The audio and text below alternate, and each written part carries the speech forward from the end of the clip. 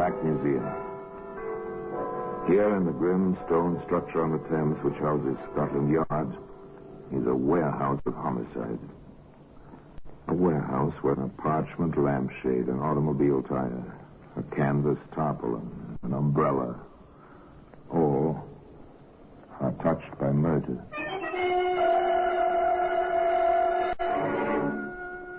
Here's a dictionary. It's a familiar object. French into English, English into French. Every high school student knows what these books are like. Word here, phrase there, merci, thank you, merci. And of course, a use common to most young men in countries not their own. Je t'aime. Oh, you sound so passionate, Jules. What does that mean? In the little book, one moment, je t'aime, I love you.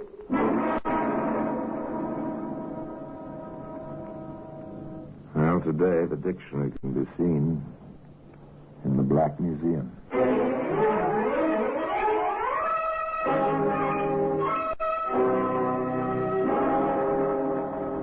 From the annals of the Criminal Investigation Department of the London Police, we bring you the dramatic stories of the crimes recorded by the objects in Scotland Yard's Gallery of Death, the Black Museum.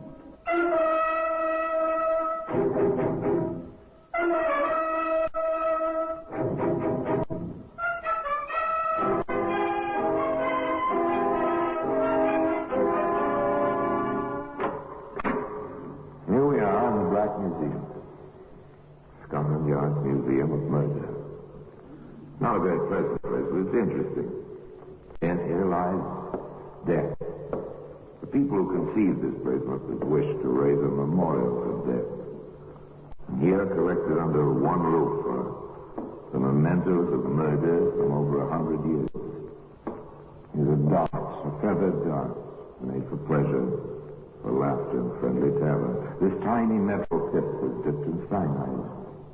A twist of a wrist, flick of an elbow. The dartboard missed. The spectator was scratched. It was an accident. An accident? No, it was murder. Here we are, the dictionary. You want the English for a French word? Here it is, or the French for a word in English. It's here also. Nice idea. Only one book, great convenience. Particularly for Jules Gamache, who had a bit of trouble expressing himself to Betty Brown on the beach in southern France. One warm and sunny afternoon. Je t'aime. Oh, you sound so passionate, Jules. What does that mean? In the little book, one moment, je t'aime, oui, I love you. Right, Jules. And me, a married woman? It was. Love out of the dictionary in the summer in southern France. Of course, this was in 1923. That date's important simply because radio and broadcasting were just beginning. And Jules Gamache was something of an electrical engineer. In fact, he was the only man in the little French seaside town who was able to bring music out of the air. Luc Gallen, how you say in anglais? De Cat's Whisker. So. Maintenant, ma chérie, écoutez. Oh, Jules. But there really is music in these funny rubber earmuffs. Huh? Why, Jules, well, you are bright, aren't you? I love you. I must have you now, today. Parbleu, always. Oh, Jules. A clever Frenchman who knew his way about with women. An Englishwoman vacationing in France. Why was she there? Oh, Jules, if I were a better manager, if we'd be better with Ian, I'd never have had the breakdown. I'd never have come to France, and I'd never have met you and your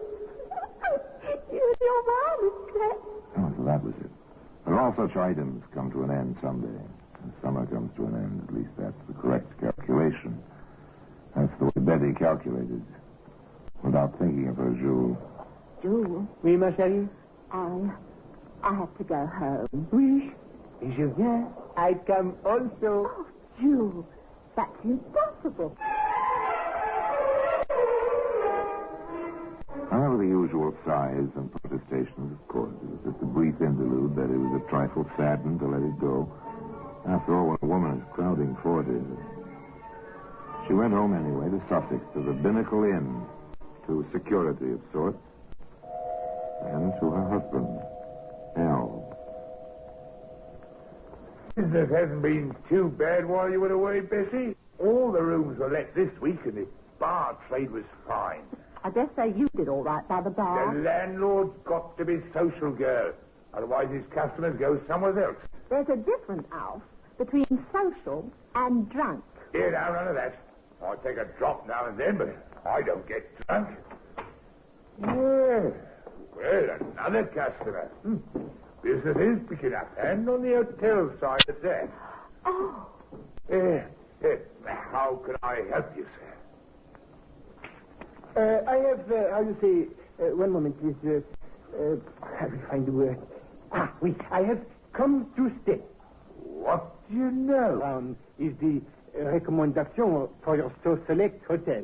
Is it not so that we have met in Provence, madame?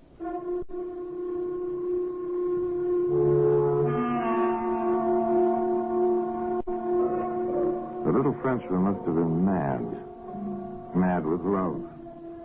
Or just a little touched in the head. In any case, he'd come just as he said, stay.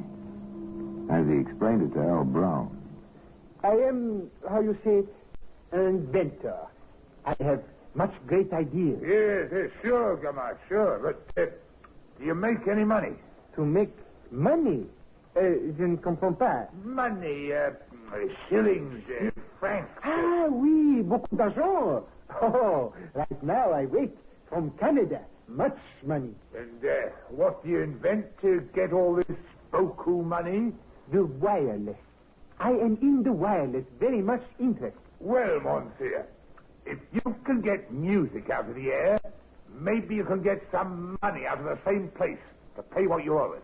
Huh? You've been here a month now, and we haven't seen a shilling on your board bill. Board bill? Comment? There was another conversation shortly thereafter on the same subject, if not exactly on the same light level. Look, Betty, he's your friend. We've got to have some money. How can I ask him for money, even if he is our friend? Yours, not mine. He doesn't take walks with me every afternoon. Alf Brown, are you suggesting? I'm not suggesting, dearie. I'm telling you.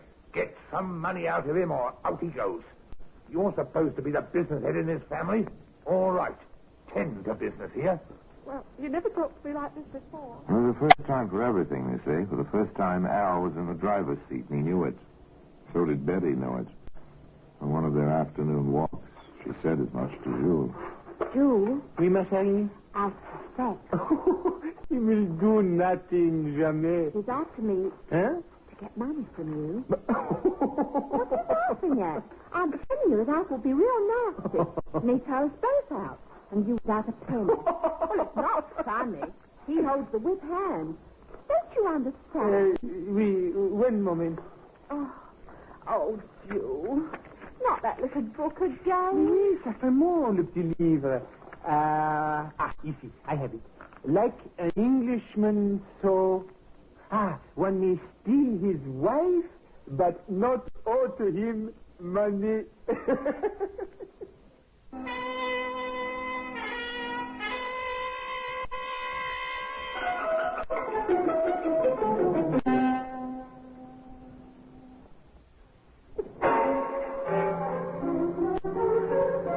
Jules was self-confident, to say the least. He behaved as if he had a plan. He said to Al, Never fear, mon ami. In a few days, beaucoup d'argent. You like? Oui?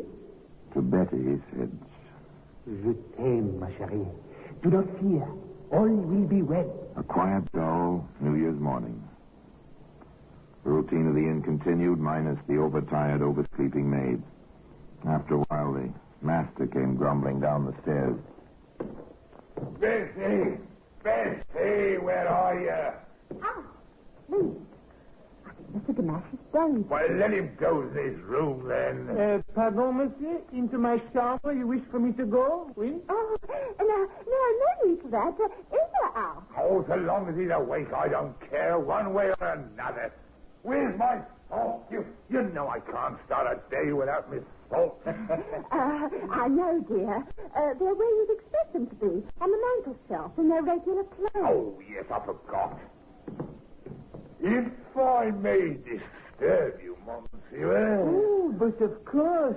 The chair before the fire. Very nice, oui? Très charmant. When it is so very cold outside.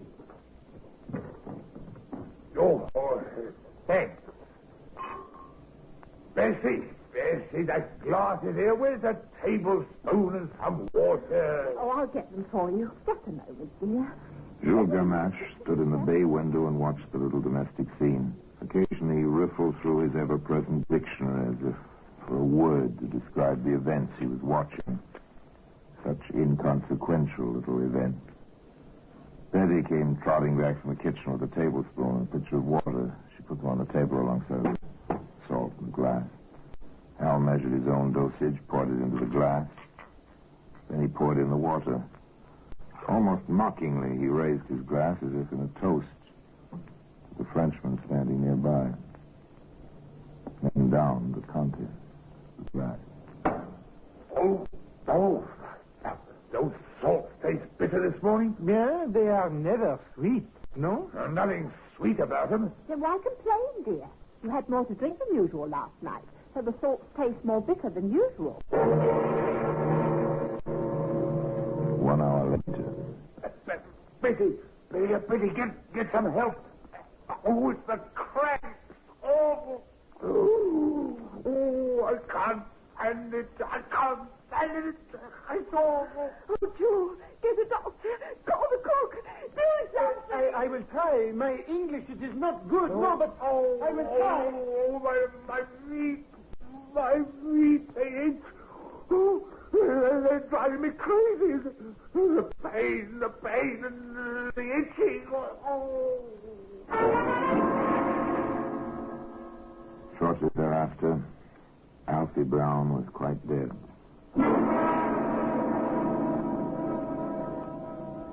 And so the tragedy reached its climax.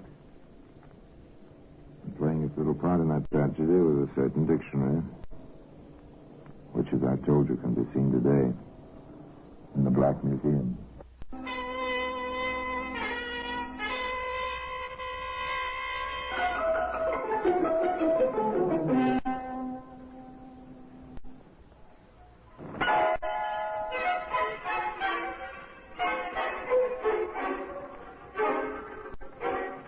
Dr. Westcott, the local physician, was called at once, but far too late.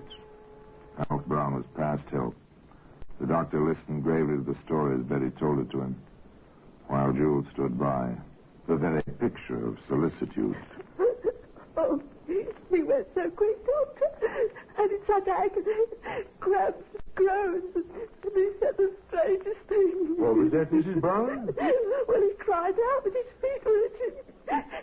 It was almost the last thing he said. Is that right, Mr. Gamache? Oui, monsieur le docteur, ça avait raison.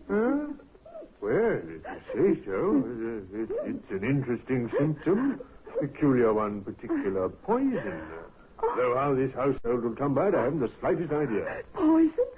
But, Doctor, it was his salts. Although he did complain that they tasted more bitter than usual. Anything else, Mrs. Brown? No, nothing else. Oh, I'm so upset, confused. But what poison? How? Itching feet, bitter taste, great pain, or they all point to strychnine. But of course we won't be able to know for certain until there's been a post-mortem. Oh, Doctor, why? Well, I can't sign a certificate under these circumstances. I have to notify the coroner and the police. Oh. Now, I think our next precaution is for you to give me the bottle, the spoon, and the glass into my charge. Where are they? Oh, I don't quite... Jewel, Mr. Gamache, do you remember? Je ne sais pas, madame. Je ne comprends pas. Oh, come, Mrs. Brown. Now, pull yourself together. You want to catch the party who poisoned your husband, don't you? Perhaps that was a better question than Dr. Westcott realized. It was pure rhetoric at that moment, as far as he was concerned. Of course, the widow wanted to catch the murderer. Still took a bit of concentrated prodding of Betty's memory until she said, I know now, Doctor. I put them in the drawer of the kitchen table when I left poor Alfie for a moment to fetch some tea and soda. I thought it might help. They found the bottle and the glass and the spoon in the kitchen table drawer. The doctor looked at them closely. Someone's washed these thoroughly. There are still traces of water in the bottle and the glass. Mrs. Brown, I'm going to the police at once. And Dr. Westcott went to the local police. The local police went to Scotland Yard. Betty Brown went to Jules Gamache. You did it, Jules. I don't know how, but you did it. Moi? Ma chérie, ma foi, impossible. You did. You killed Alfred, and you stayed right there and watched him die. Betty, you are most... how is it? Oui, you are most hysterical. You know I do not kill your Alfie. You must know this. I know. I feel it in my bones. You killed him. Go away, Jules. Go away. I never want to see you again as long as I live.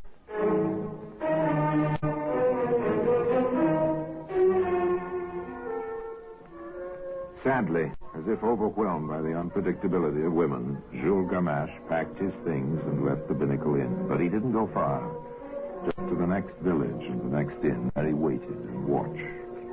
Waited to hear from his beloved, now widowed, his Betty. Waited for developments in the case which the coroner's jury had labeled death at the hands of person or persons unknown. The developments were not long in coming. My name is West, Mrs. Brown, Inspector West, Scotland Yard. And my credentials. Yes, sir. I have a few questions, particularly concerning the disposal of the poison. I'll try to answer them, Inspector. Do you know who washed out the bottle and glass? No, I'm afraid I don't. I left them in the kitchen. We were all so upset by poor Alfie's suffering. We were rather hysterical, I'm afraid. I understand. No idea on that. I see. Tell me, Mrs. Brown, have you ever used any kind of weed killer in the garden of this inn? No, sir. Not that I know of. Poison for rodents, rats, mice, and so on? No, sir. We've never been troubled by such. Have you any idea who might have wanted to kill your husband, Mrs. Brown? No, I haven't. Thank you very much, Mrs. Brown. The inspector left the front of the house, so to speak, and visited below stairs. He had a nice talk with the cook over a cup of tea. Mrs. Davis, did you wash out the salts bottle? No, why should I? I've got enough work.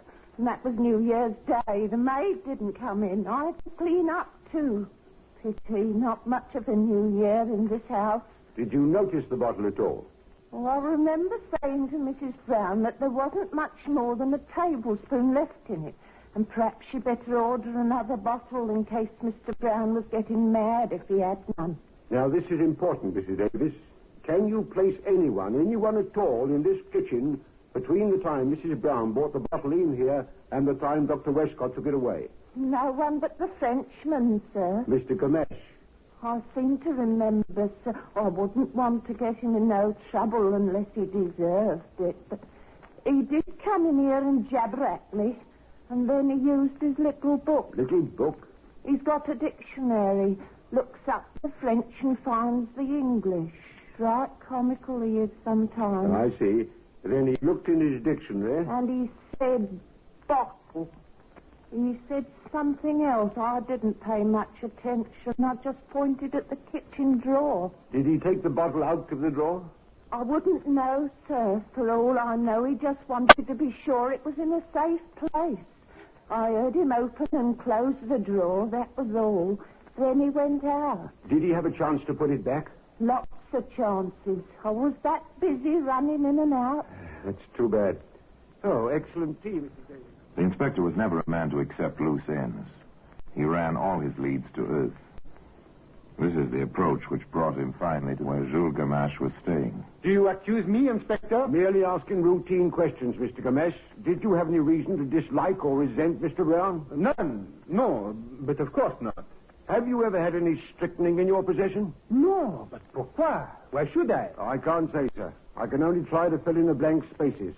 Someone, you see, gave Mr. Brown the opportunity to poison himself.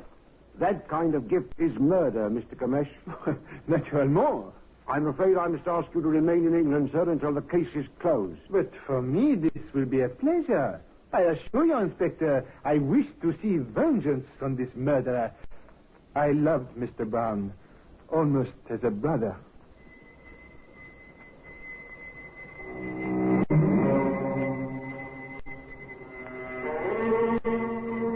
So there it was, a smooth, blank wall for Scotland Yard to face and search for some crack somewhere. The interest in the case simmered down. Nothing was happening. Then the newspapers picked up a lead, something so fantastic the men assigned to watch the Binnacle Inn and its neighborhood hardly believed their own ears. It seems that Jules Gamache began to write letters. And to the police.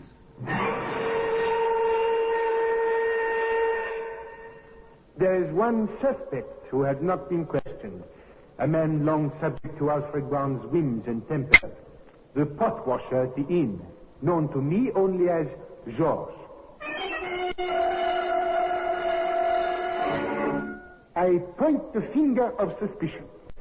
Observe, gentlemen of Scotland Yard, the comings and goings of Monsieur Arthur Brookfield, solicitor to Madame Brown.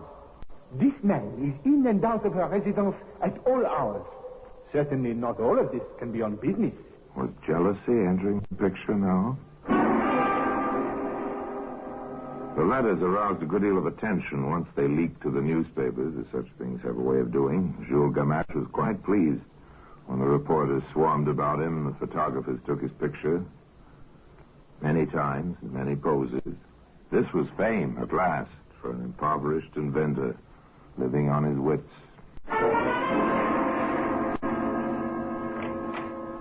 Come in, sir. You asked to see me on the Brown case. Yes, sir. My name is Scott, sir. I'm the owner of a chemist's shop in Woking. Not too far from the Binnacle Inn, is it? Just far enough to miss some of the news, but this morning I saw this newspaper. Ah, yes, our French friend. Do you know him? He was a customer of mine a few weeks back, just before Christmas. Go on, Mr. Scott. He asked for strychnine. Oh, what excuse did he give? Oh, something about experiments in the wireless. He kept consulting a small English-French dictionary to express himself. The wireless, yes, that's the new excuse. Although why they should think the wireless operations entail the use of poisons is beyond me.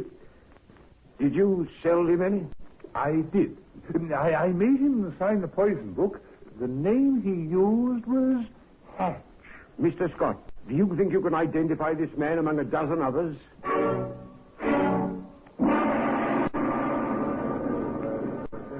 Well, Mr. Scott? That's he, sir. The short fellow with the bright black eyes. Thank you, mister. Monsieur le chemiste. Bonjour, c'est un plaisir. How you say, one moment, please. Oui, ici. It is a pleasure that we meet again. Jules Gamache, I have a warrant for your arrest on a charge of willful murder. I must warn you that anything you may say... Well, that's the story.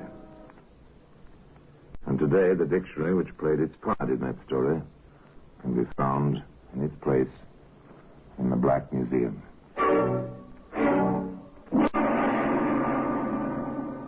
Orson Welles will be back with you in just a moment. Truly a strange, impassioned little man, that Jules Gamache. He's half crazy, half sane. You wonder about him.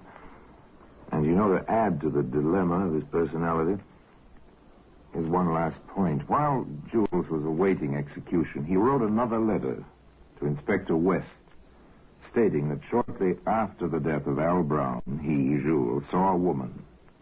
Whether the woman was the cook or his beloved Betty, he didn't know, secrete something behind some loose bricks in the garden wall at the Binnacle Inn. Of course, the police investigated.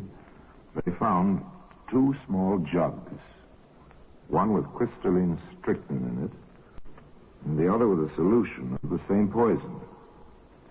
Now, the question is, did Jules Gamache put those jugs there himself, or did one of the women? And if the latter, why did Gamache wait until just before his death to reveal this?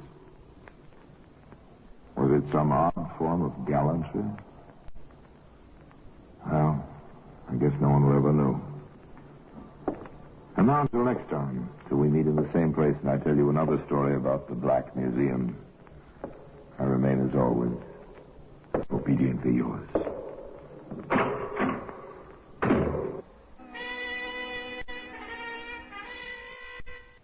This is WDCB-FM, Glen Ellen.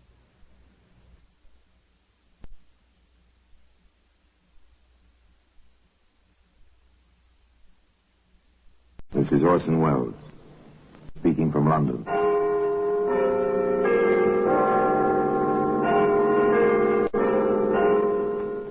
The Black Museum.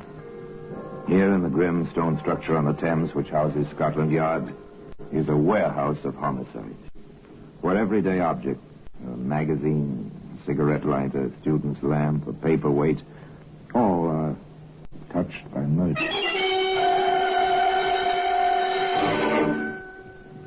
Here's a letter. It's a familiar object, handwritten on a good bond paper. No imprint on the top, merely a date. A simple single initial for the signature. Do you notice the same thing about this letter that I do, sir? Rather a well-formed handwriting? More than that. This letter was written by an educated person. A very well-educated person. But for what a purpose?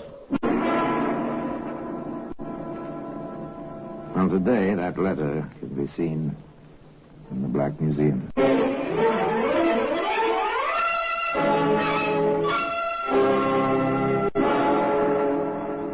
From the annals of the Criminal Investigation Department of the London Police, we bring you the dramatic stories of the crimes recorded by the objects in Scotland Yard's Gallery of Death, the Black Museum.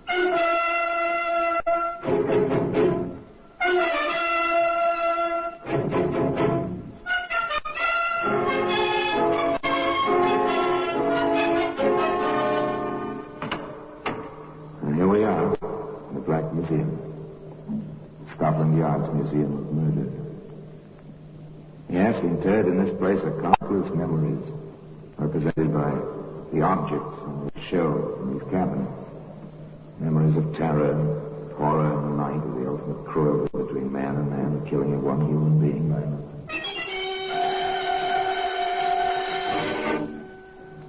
Yes, here lies death. In serried, endless ranks, pitiful instruments, not only guns and knives and poisons and the cords of the garroters, but the simple things, spoons and cups and even, yes, here, for instance, is a baby's pacifier, complete with the ivory ring. Horrible. It was dropped in a bedroom. It led to a woman who was a nurse. Dropped in a bedroom. It took that woman up the 13 steps to a hangman's noose. Here's the letter.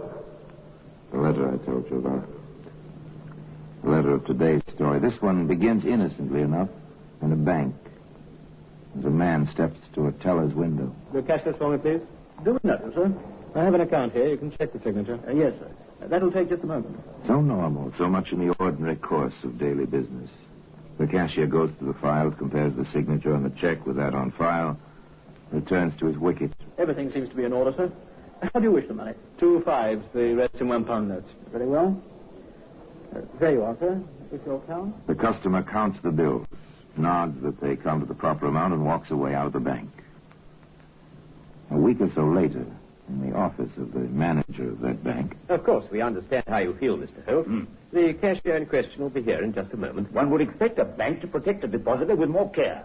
3 forged checks, each one successively larger. Apparently, the forger felt himself safer each time. Apparently. If I hadn't requested my statement and the vouchers ahead of time this month, this might have gone on almost indefinitely. Mr. Holt drums his fingers angrily on the manager's desk. Both men sit silently, awaiting the arrival of the cashier. You sent for me, sir? Yes, Hollingsworth. Your initials are on these 3 vouchers. Do you remember the man who cashed these? Yes, sir. Quiet sort. Very dark. Seemed on the tallish side. Nothing at all like the gentleman sitting here. Oh, not at all. Ah, I see. Well, this gentleman is Mr. Holt. But I compared the signatures, sir. Our usual routine. Is this a case for the police? Sir? It certainly is. And I intend to see to it that the police find the perpetrator of this forgery. Forgery. And apparently quite a clever job of it. After all, the cashier did compare the signatures, and the cashier was honest, no question about that. What then did Scotland Yard have to say about it? May I ask, Mr. Holt, if you've written any letters recently to anyone you don't know? I'm a solicitor, Inspector. I have a great deal of correspondence. Of course. Let me ask you something else. Have you made any debt collections within, say, the past 6 weeks? Well, now, let me think. Yes, there was that Mr. Arthur. He'd had a bit of a difficulty with Mr. Harris. Asked me to write a letter. A lawyer's letter, you understand, Inspector? Yes, of course. Go on, sir. I wrote the letter. Mr. Harris paid his debt at once. About £50 it was. I deducted the usual fee and remitted the balance to Mr. Arthur, that was all. But you signed the letter yourself? Of course. It's not a new trick, but it's been used quite often lately. I really don't follow, Inspector. That's how the forger obtained your signature to trace our copy. What? But that's... Quite simple, yes. And the chances are that neither your Mr. Arthur, whom you saw, nor Mr. Harris, whom you did not see, neither one of them was the forger, as we've come to call him. Then you had similar cases? Many of them. And no trace of the culprit? Never a trace, nor any link. He knows what he's doing, this fellow. Clever, in a diabolical sort of way.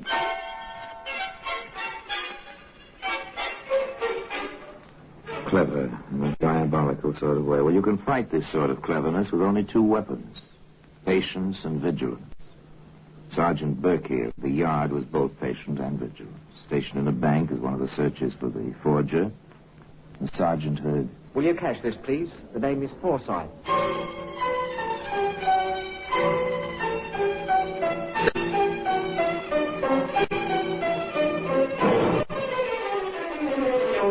Beg pardon. Aren't you James Alsey? My name is Forsyth. Sorry, I saw you identified in the Mason case. Your name is Alsey. I'll have to ask you to come with me. The sergeant took Mr. Halsey to the yard. There, Inspector Dodson proceeded to the questioning. That check was a forgery, didn't you, Halsey? No, sir, I didn't. I see. You were just doing a busy man a favor, running to the bank to cash a check for him. That's it. Exactly right, Inspector. He promised me £50. He did for me trouble. I can hardly believe that. You, with your record, trusted like that? Some folks trust me. No doubt. Any questions, Sergeant? Yes, sir. Look here, Alsey. Where were you supposed to deliver the money? Carter and Company Limited, Queensbury Building, to Mr. Forsyth. Same name as was on that check. That's all I know. Except I'm out £50 and in trouble besides. No use, Sergeant. There'll be no Forsyth at Carter and Company. Let this fellow go. He's telling the truth for once. The man we want is the forger. Another blank. No link to the man whose mind was planning all this cleverness. Of course, they did learn one more fact about his operation. Just before we close the file, I think we might check up and see if we can learn anything from the real Mr. Forsyth.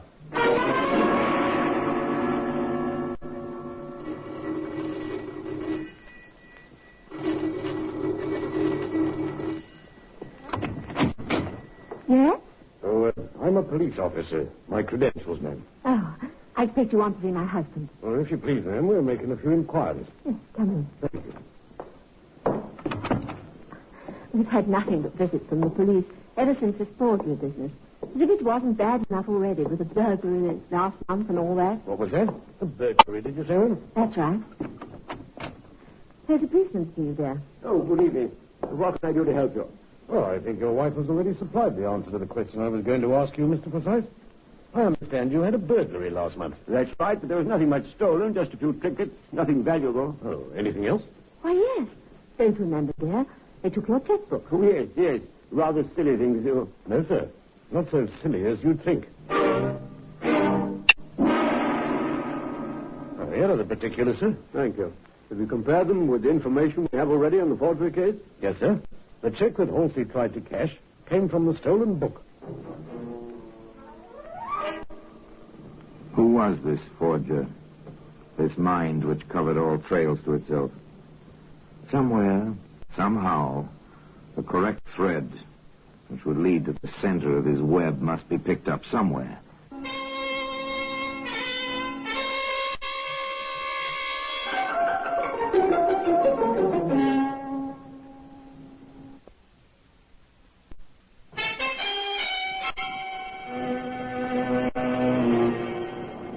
I believe some money has been placed on my credit here from my bank in London. The name is Harrison, Charles Harrison. I'll see Mr. Harrison. Just a moment, please. You know how this is done, of course. You deposit money in one bank in, say, London. Notice of the draft is sent at the depositor's request to a branch of the same bank in another city. You arrive in that city, identify yourself, and receive your money. Usually it's a fair amount, too large to travel with. How much is this draft of yours, sir? £250. The amount's correct. It was deposited in our London office by Mr. Harris Thompson. That's right. With instructions to pay to him in person. I'm here. Wish identification? I have it. But you're Mr. Harrison. Charles Harrison. You said so a moment ago. I'm Harris Thompson. I see. Perhaps the London branch made a mistake. I'll get in touch with them and come back tomorrow. Sorry to have bothered you. I caught your signal, Bartley. Is something wrong? That fellow there, sir, just going out the door, gave me two different names while he was trying to collect on his draft. Some kind of swindle? I can't say, sir. The order came down from London in perfectly good order. There are £250 up there. It's a bit strange. And he behaved oddly. Gave his name as Harrison. It's quite simple. Quite simple, really. Money had been deposited in London. The man who was to draw it in Yarmouth would thereby acquire the appearance and reputation of wealth and honesty. When he returned with a new forged draft, it would be honored. A neat scheme. But the fellow mixed up the name. The Yarmouth bank reported to the Yard. Inspector Dodson came calling. We'll get out a pickup order. It might be well worth our while to talk with this Harrison Thompson, whatever his name is.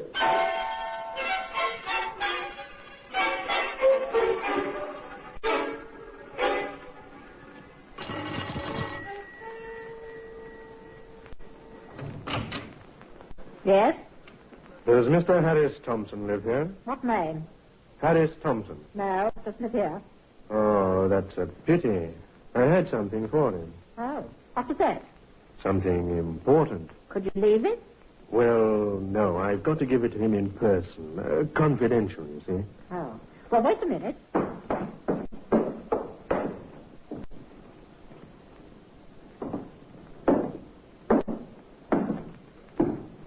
Yes? What do you want? Are you Mr. Harris Thompson? Who are you? Never mind who I am, Mr. Harris Thompson. I have a warrant for your arrest. My name isn't Harris Thompson. That's something we know already, Mr. Rafe. All right, Rafe. You tripped yourself. You know that now. My name is Harris Thompson. Stop it, Rafe. Your fingerprints are in file in criminal records. We know your name. My name is Harris Thompson. It'll go a lot easier with you if you admit the truth. My name is Harris Thompson. And that's all you'll say? My name is... All right. We've heard it before. Lock him up, Sergeant. The charge will be attempted fraud and larceny. Come along, Rafe. With Rafe Harrison Thompson safely away in the Yarmouth jail, Inspector Dodson, in company with several Yarmouth policemen and the manager of the bank, visited the man's lodging. I must say, Inspector, when you search a place, you are quite thorough. Just a routine, sir. Does this make any sense to you? Dear friend, there is no doubt your error at the bank, while understandable, was quite grave. However, I expect to rectify it shortly. The bank has requested that Mr. Thompson come there personally to sign a new bit of paper, giving Mr. Harrison permission to withdraw the money in Yarmouth. I will explain later exactly what I want you to do. In the meanwhile, do not come up to London. Caution has always been and always will be my watchword. Trust me, sincerely yours, J. While this fellow is describing our regular procedure where identification is in doubt. I see. Do you notice the same thing about this letter that I do, sir? Rather a well-formed handwriting. More than that. This letter was written by an educated person. A very well-educated person. But for what a purpose? Yes, the phrasing is simple, but the words he uses, it's a little difficult to understand, isn't it? Why someone with education would involve himself in something like this? Well, when we find Jay, we may have an answer to that. In the meantime, I think we may have our first direct link to the forger. Well, today, as I told you, that self-same letter can be seen in its place in the Black Museum.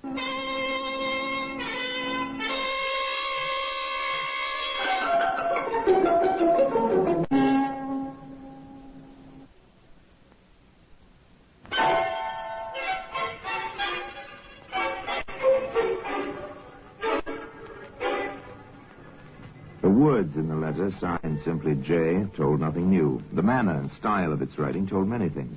This J, possibly the long-sought forger, was a man of education and intelligence. A shadow figure using many other men to further his own designs. Seemed a kind of devil, But within a very few days, they learned he was at least a man. So my cousin Rafe is in trouble again. Yes, Mrs. Webster, and we would like to know the occasion of his visiting you. I haven't seen him in 10 years. My own aunt's son, and not in 10 years. Most of which he spent commuting back and forth in and out of prison. Why do you suppose he turned up now? He wanted something. First, I thought he turned a new leaf, but he wanted something. A convenience. He'd taken a room in Yarmouth. Would I, he says, receive his mail for him? And you did? Yes, Inspector, I did. May I see whatever you have left of it? I haven't anything. Rafe's friend came and asked for all his mail. His friend? Yes, sir. And how a man like that came to be friends with Rafe, I'll never understand. Well-dressed, nice-looking, and with a real refined manner. Could you describe this man, Mrs. Webster? I had a good look at him. Even talked to him. Fair as she was.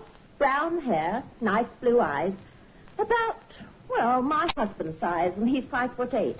Weighs about 170 pounds. A nice mouth. And I'll wager his hands never held a pick or shovel. The second link, a description. Apparently a man of some means. Not particularly individualized, of course, but still, he was someone who could identify this J when he'd been found. As for Rafe, his fate was settled quickly. Rafe Martin, you have been convicted of fraud, attempted fraud, and conspiracy to commit fraud. Have you anything to say before sentence is pronounced? What for, your lordship? Your mind's made up. Nothing I will say can change it. Very well. As you seem to be the dupe of someone with a great deal more intelligence than yourself, I've been tempted to lighten your punishment. However, your intransigent attitude towards the law enforcement officers in this case, your attitude in court, and your past record removed all such temptations. You are about to be committed to prison for the maximum time the law allows. 20 years hard labor. That is all.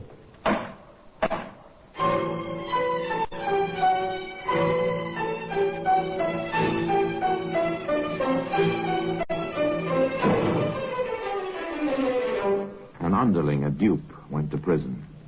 Shortly after his arrival there in Dartmoor, Rafe had a visitor in his cell. Surprised, Rafe? Only if you were to be my cellmate. Hardly that. But I may have the key which will unlock that door before you expect. I make no deals with coppers. 20 years is a long time. You'll be an old man when you get out. What of it? In fact, 20 years may be a life sentence for you. Nothing I can do about it? Isn't there? I think you know exactly what you can do about it. I don't talk. Your friend Jay didn't help you much in court, did he? Why should he? I don't think you owe him anything. Chances are he had the lion's share of all your little dealings, and now he's free to go right on while you're in here. Think about it, Rafe. If you change your mind, the water... Rafe thought about it. Honor among thieves. Up to a point, perhaps. But the cold, bleak winter at Dartmoor was beyond that point. At least for Rafe. All right, Inspector. But what's in it for me? I think your sentence will be considerably reduced. You were convicted on 3 counts, Rafe. The time for each might be made to run concurrently instead of consecutively, without too much difficulty. Is it a deal? Well, I can't promise. You know how such things are, Rafe. All right, I'll chance it. You never get him otherwise. He's too smart. He's a lawyer. What? That's right. Knows all the ins and outs, he does. Laughs all the time when another fellow's being fooled. He's laughing at me right now. You've seen him, then? I've seen him. What's his name? Or don't you know? Oh, I know all right. But he doesn't know I found it out. Followed him home one night. Had his name on his doorbell. I can be bright at times myself.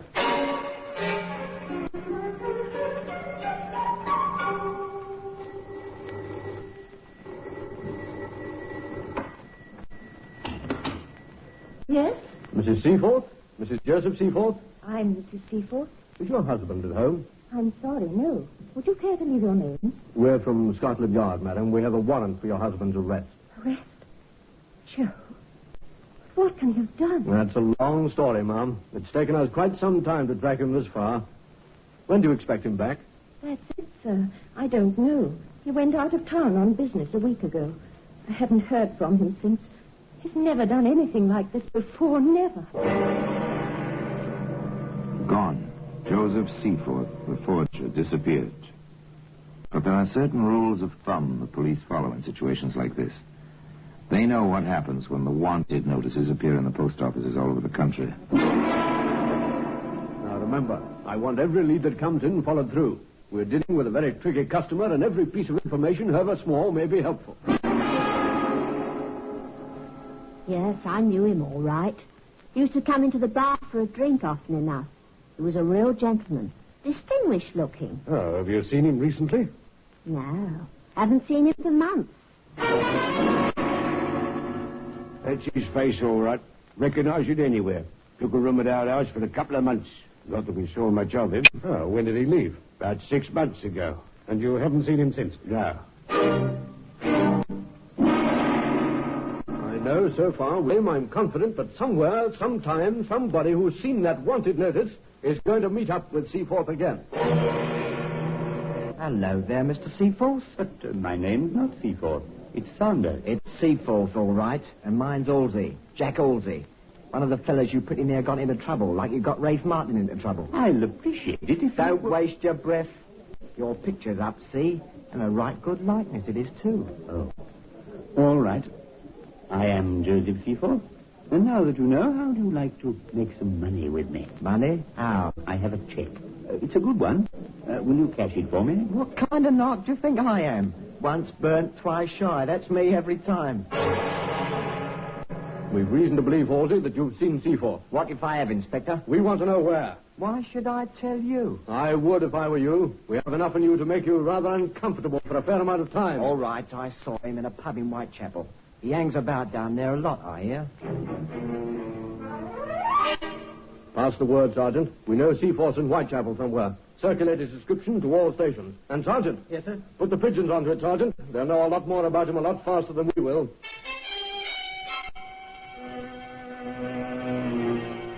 Seaforth seems to frequent two places more than others, Inspector.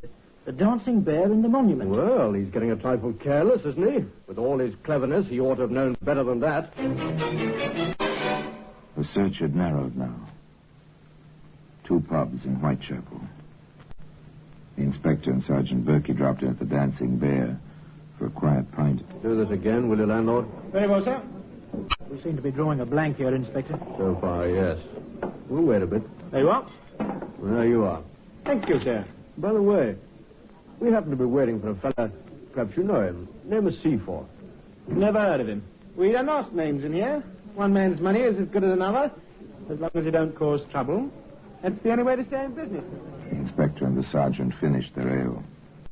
They lingered briefly, then... All right, Sergeant. We'll go now. They left. Outside the door, the inspector turned back. Watch the landlord, Sergeant, through the window. I see him, sir. He's heading for the back room. Come along, Sergeant, before our man gets out of the back door. The bar door, sir. On the right-hand side. Good enough. Thanks. I'll be on my way. How are you, Mr. Seaforth? You're barking up the wrong tree, copper. This man's name is Saunders. Stay out of this, landlord, if you want to stay in business. My name is Saunders, and if you are the police, it's hardly necessary for you to molest decent citizens. It's no good, Seaforth. I think you know that. We have a warrant, and your fingerprints from your own apartment. All right, Seaforth. It's finished now. Perhaps one day you'll tell us why you did it. The law can be very dull when you know it and turn it on itself. There's excitement of a sort. Perhaps one day you'll tell me how you picked up the proper thread. It doesn't matter very much at the moment. And the silent witness to that whole story is today in the Black Museum. Orson Welles will be back with you in just a moment. The trial of Joseph Seaforth was swift. One somewhat strange incident did occur, strange in the light of the man's background, previous experience. Throughout the trial, he made no effort to defend himself. He seemed quite ready to accept whatever punishment was determined for him. And then, as the judge was about to pronounce sentence, Seaforth requested the record of his case. He wished, he said, to enter objections to what he felt was inadmissible evidence. The judge denied the request on the grounds that the objection should have been made before the verdict was announced. So Joseph Seaforth went to prison for 20 years. And it was never determined why the lawyer in him awoke, only when it was too late. And now until next time, till we meet in the same place and I tell you another story about the Black Museum, remain as always, obediently yours.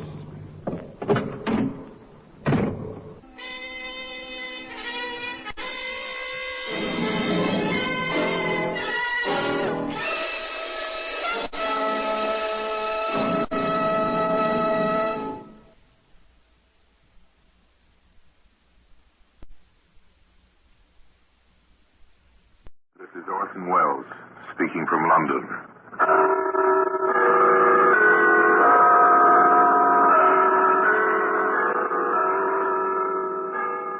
The Black Museum is the repository of death.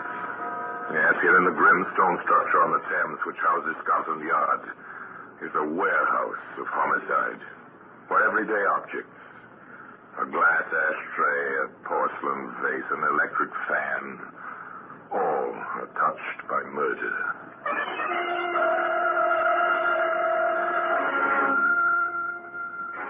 There's a piece of iron chain. It's a familiar object. Might be a bar on a gravel driveway. It might rest in an emergency truck, a youth in towing an automobile. It might. In this case, it was the cause of death. Remember this, Brodsby? Hey, of course, Inspector. You knew, didn't you, we just about then closed the file on the Pelt killing? Yes, you told me. It's just as well there's no statute of limitations on murder. And today that chain can be seen in its place in the Black Museum.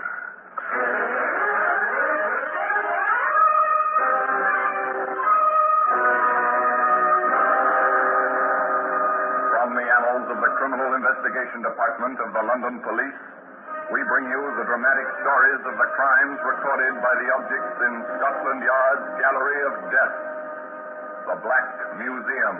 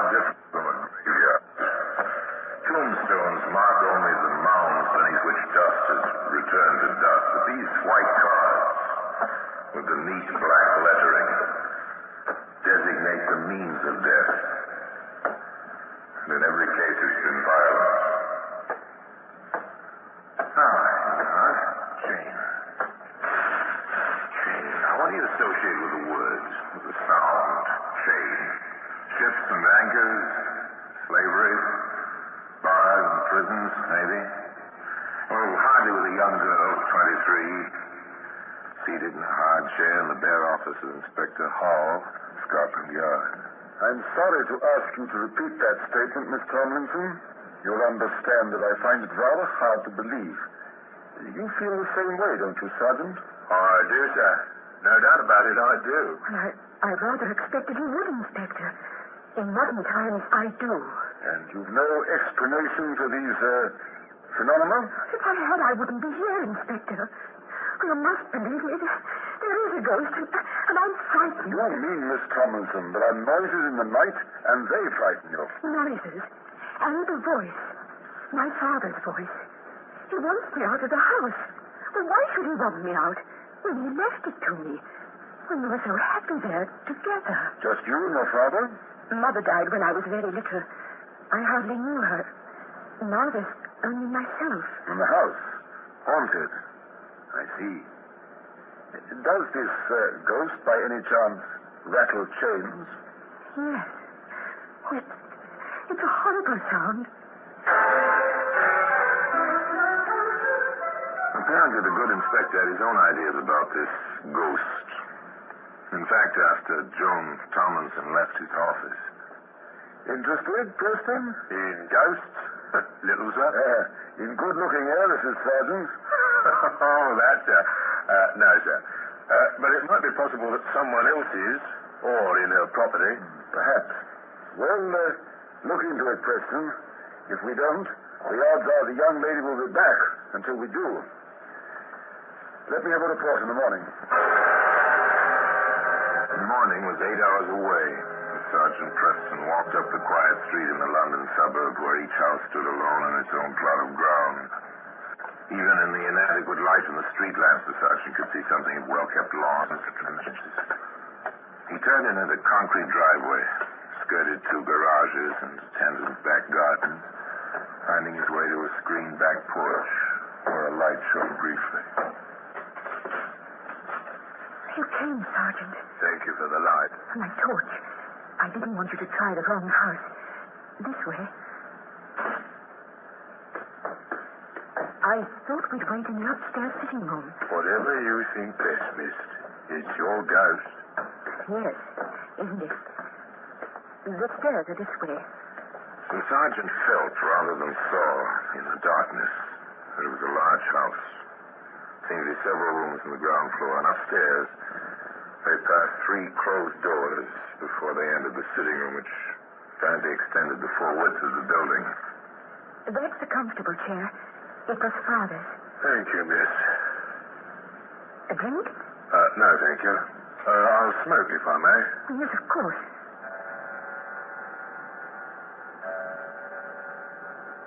When does he come? Midnight? Any time after I've gone to bed. Usually around now. They waited. Nothing.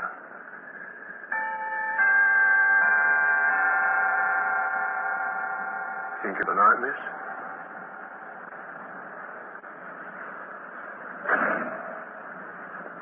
What's that? It's starting. You'll see. It's starting.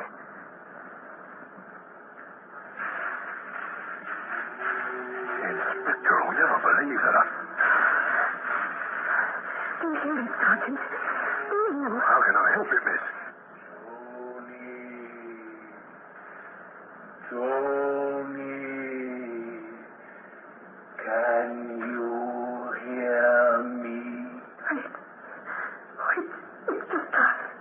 It sounds so like him. Tony, I can't rest. I can't. Not with you. Alone. Alone.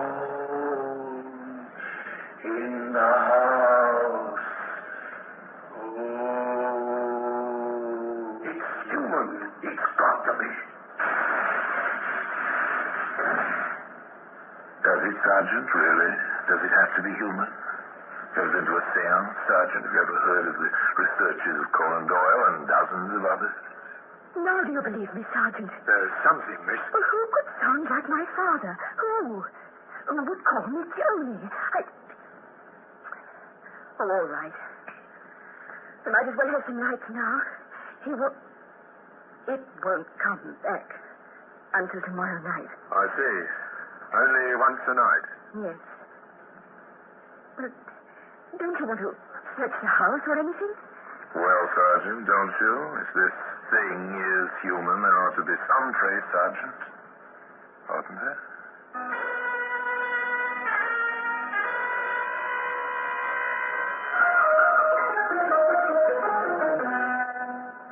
No, miss.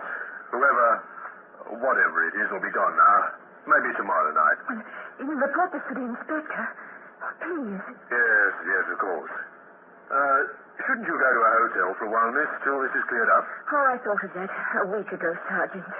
But, well, I like my own room, and if it isn't my father, he won't harm me. He'd never do that.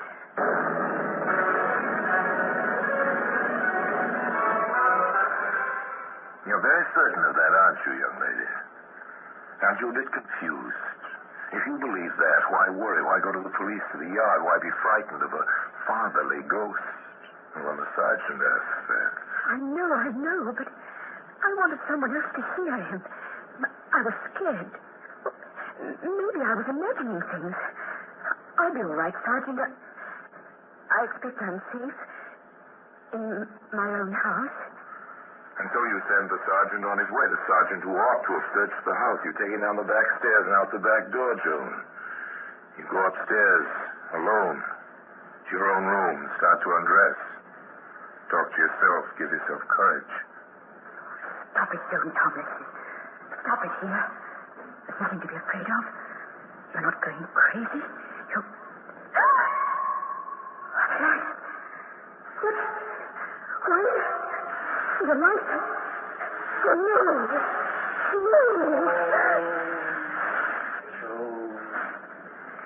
Joan. Yes, Dad. Yes? Go away, Joan. Go away before I have to hurt you. I don't want to. It's part of my punishment. I have to hurt you. Leave the house. Go away. Quickly. Don't let me get you. Run. Run. Yes, run. Run, Joan, run. Madison is now. Run, Joan, out into the black hallway down the front stairs. Run.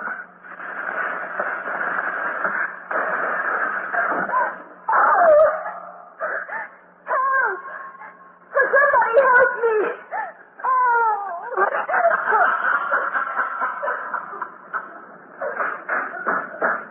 Miss Tomlinson, I waited about, miss. Thought you might come back. Heard you scream. Now, see here, miss. You're going straight to hospital, and I'm going straight to the inspector. I don't like the looks of this, not a bit. Well, who would like the looks of it?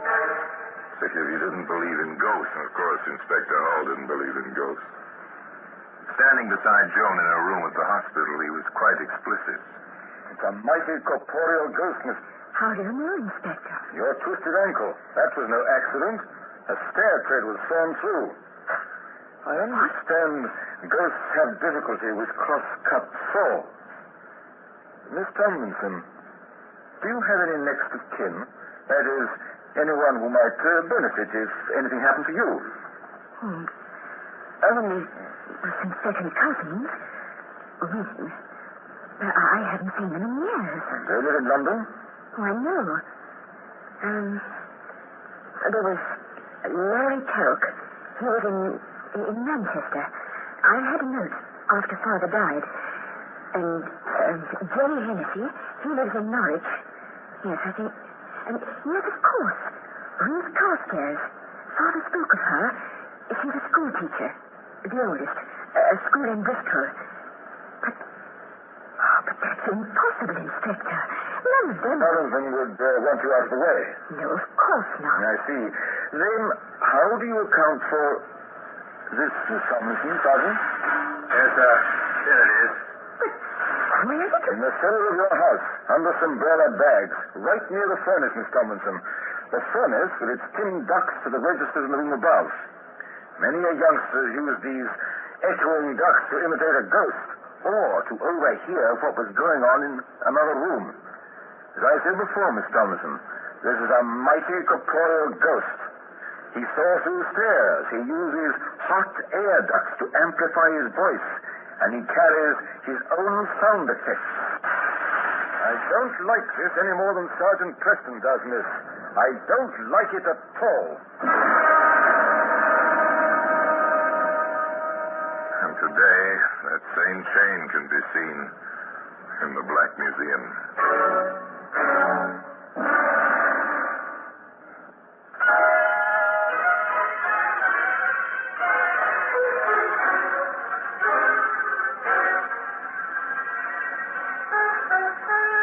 A piece of iron chain. The hot air ducts to carry a voice through a lonely house. No ghost, this, but someone with a plan and a motive. Inspector Hall had no illusions about ghosts, and certainly none about the danger to Joan Tomlinson. All right, Preston. Let's get to work on this. The three cousins? Right. Article says there's no possibility. Where is a will, Sergeant? There's a way to start someone thinking. The girl was wrong about her ghost. She can be wrong about her cousins. Get the wires out, Preston. And I want an unobtrusive guard on the house, 24 hours a day. You've got the names of those people she mentioned? Simple. Routine. Teletype messages. Advise earliest convenience. Well, the advice came so conveniently early that Inspector Hull, who sat at his desk with the 3 bits of yellow paper before him, remarked to Sergeant Preston. It's unbelievable, Sergeant. Coincidence, sir? Coincidence? My foot. All 3 dead within a few days of each other. All 3 filed, unsolved. Telk, July 6th. Hennessy, July 8th. Carstairs, July 12th. Sergeant. Under no circumstances is that girl to be permitted to leave the hospital. That's an order. She's safe there. How long, Inspector? Until I get back. Back, sir? Don't go blank, Preston. Just look at these telegraph replies. I'm making a cook's tour of these 3 cities. Manchester, Norwich, and Bristol. Obviously, I need facts. There seem to be quite a few facts in Manchester, Norwich, and Bristol.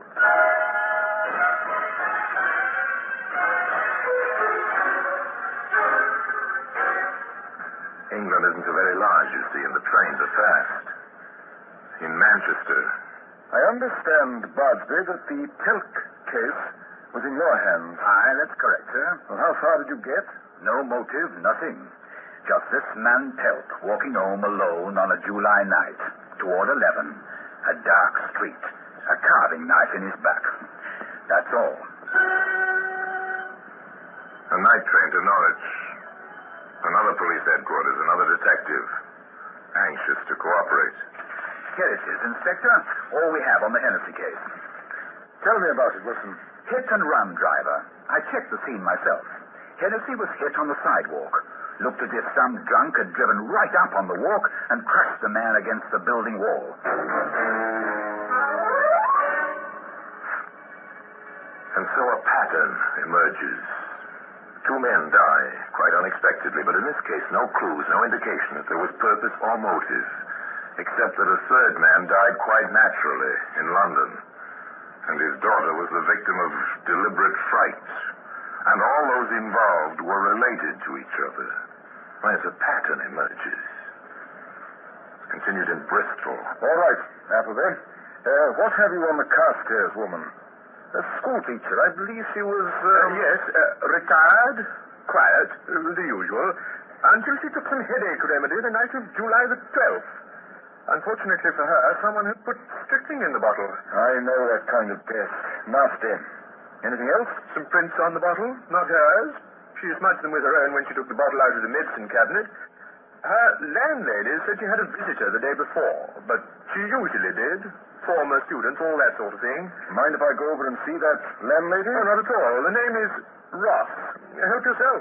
Quite a talker, that woman. It was a semi-detached villa with a vacancy sign on the door. Mrs. Ross was indeed quite a talker. Inspector Hull let her talk. At least 15 years. Oh, a wonderful woman, Inspector, sir. So many of our students come to see her, even after she retired. The kind of teacher you don't find nowadays. I know exactly what you mean, ma'am. And she was so happy that day, what with her cousin being here the day before and all. Her cousin, Mrs. Ross? Yes, I remember it clearly. She called. She was going out for a bit of cake for tea, now that her cousin Michael Stroud had come to see her. A new name. Another cousin. One Michael Stroud. Carefully now, Inspector. Carefully. You don't happen to know where he was from now, do you, ma'am? Oh, from London. I have the address. Found an envelope in the waste paper basket while I was clearing out the poor thing's room. Did you tell this to the police? No, sir. They were so busy with their bustle and dusting everything for fingerprints, they said. Yes, of course. Now, Mrs. Ross, may I have that address, please? That is, if you still have it. A teletype message travels much faster than a train from Bristol to London. By the time the inspector reached his office, Sergeant Preston was waiting with the answer. We've been there, sir. Michael Stroud had a flat at the address, but he's moved and left no forwarding address. Oh, when did he move out? July 13, sir. The day after the Carstairs woman died. When the quarry is escaping, what do you do? Well, Well, the least you can do is close some of the gaps in the situation. Try to develop motive and opportunity. The inspector permitted Joan Tomlinson to leave the hospital and to proceed in his company to the office of the solicitor. Now, sit down, Joan. And to Inspector. Oh, thank you, Mr. Thomas. Thank you. I gather something is amiss. Mr. Thomas, we have reason to believe that 3 people have died because of Miss Tomlinson's inheritance, and that her own life is in danger. Well, that's unbelievable, sir. It usually is. However, the 3 who are dead are all second cousins of Miss Tomlinson, her next of kin. What we are here to find out is, does the will under which she inherits her property state to whom that property devises in the event of her death? Not exactly. That is, if she dies intestate, the property under the law would pass to her next of kin in equal shares, of course. Mr. Thomas, with all her second cousins dead, a third cousin will be next in line, correct? Oh, absolutely. Of course, I know of no such relative, sir. Unfortunately, sir, we do. His name is Michael Stroud. His whereabouts at present are unknown. Motive present. Very definitely present. Opportunity obvious. And seized at least 3 times in Manchester, Norwich, and Bristol. As to the next move, the inspector outlined a plan, briefly. Miss Tomlinson, do you still believe in ghosts? Not anymore. Very well. Would you be afraid to stay in your house alone? I see. I'm to be the bit of cheese in the trap. Correct, Inspector? Absolutely correct. Very well. When do we begin? Only began that night. Joan left the hospital, returned to her house, to the memories, to the now silent ducks, to the still chiming clock.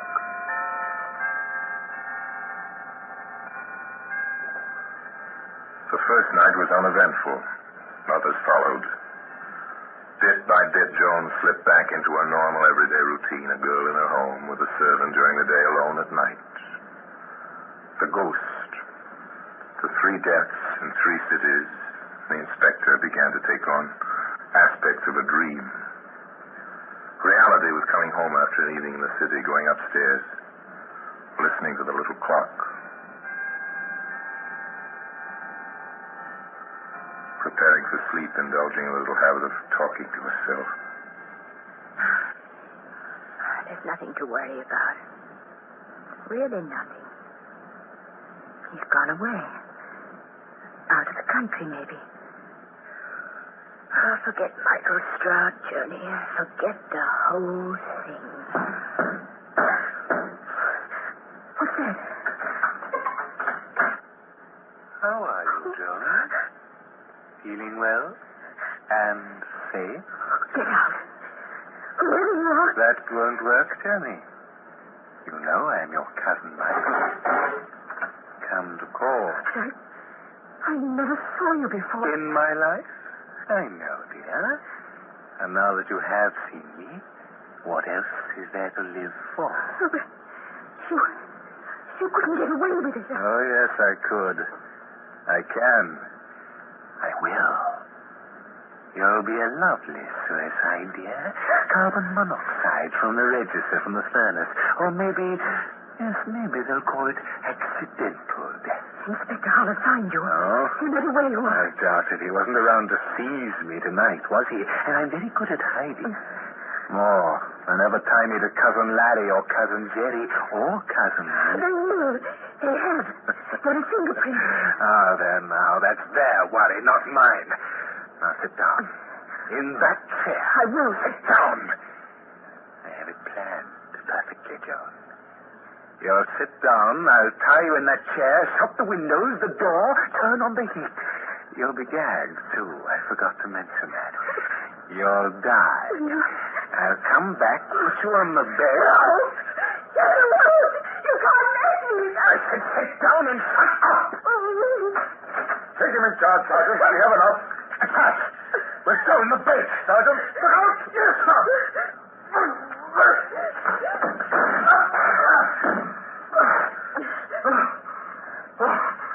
Thank you, sir, for getting his gun away, sir. Nicely handled, Sergeant. You all right, Miss Tomlinson? Yes, I think so. He is a very corporeal ghost. Isn't he, Inspector? Definitely. And I believe his corporeal fingerprints will match those on the handle of a very corporeal knife in Manchester, a steering wheel in Norwich, a bottle in Bristol, and a certain chain in the possession of Scotland Yard. Have you ever heard of a ghost's fingerprints? No.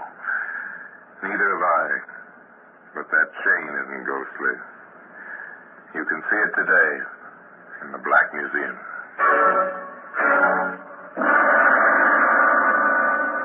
Orson Welles will be back with you in just a moment. Case was closed at the traditional time one morning in the usual manner. And Michael Stroud at the hands of the Crown became forever an incorporeal ghost. And the chain remains in its usual place in Scotland Yard. And now until we meet next time, I tell you another story of the Black Museum. I remain as always obediently yours.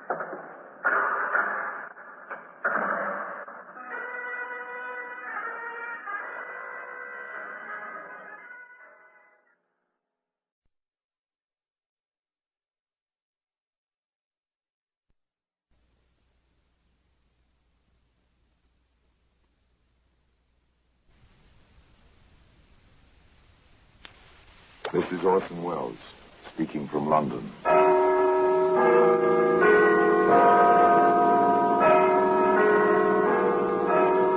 The Black Museum, a repository of death. Here in the grim stone structure on the Thames which houses Scotland Yard is a warehouse of homicide, where everyday objects, a milk bottle, a woman's hairnet, a bit of fly paper, all are touched by murder.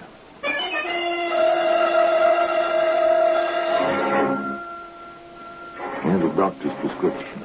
It's a familiar object. You don't think twice about it. You have a cold, a sore throat. The doctor comes, gives you a prescription, a piece of paper with symbols scrawled on it. Here you are, nurse. I've used a different compound this time. Number 1778 in place of 2032. Is this one stronger than what you've been getting? Yes, there's a bit more of the morphia in this prescription. Well, today that same piece of paper, that prescription, is in the Black Museum.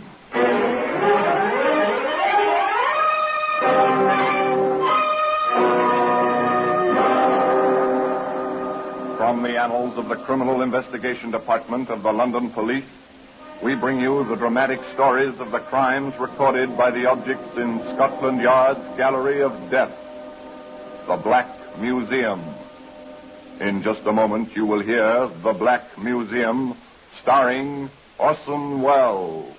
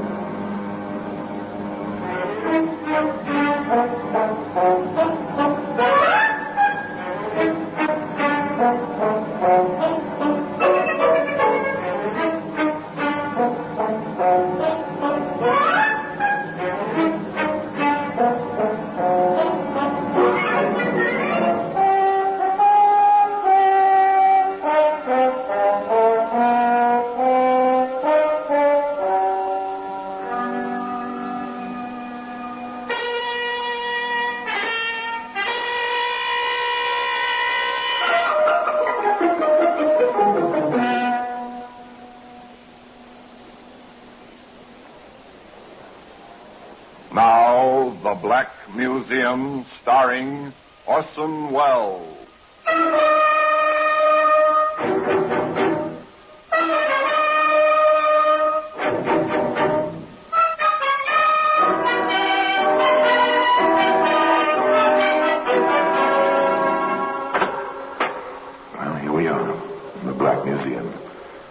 Scotland Yard's Museum of Murder. These objects all around represent the final distillation of that most final act of all, the taking of a human life by another human being. Here lies death. In serried, ordered ranks, the things of which death is made lie here, quiescent now that once so vile, so unavoidable, so inevitably complete. It's a stiletto, thing of cruel beauty, jewel scabbard. No blood sullied this stiletto blade ever, but this was the arrow, the pointing finger, which led to death by the hangman's rope. Yes, and here's the prescription. Scrawled almost unintelligible. In a traditional corkscrew of a doctor's penmanship, and marked in the chemist's writing, filled. Ironic, but true. Almost as ironic as the beginning of the story, because the beginning is an errand of affection and kindly care.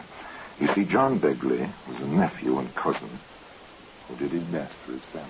And so, if you don't mind, Miss Smith, I want to be certain that my aunt, she's well past 80, you see, and my cousin will have the best of care. I understand perfectly, Mr. Begley.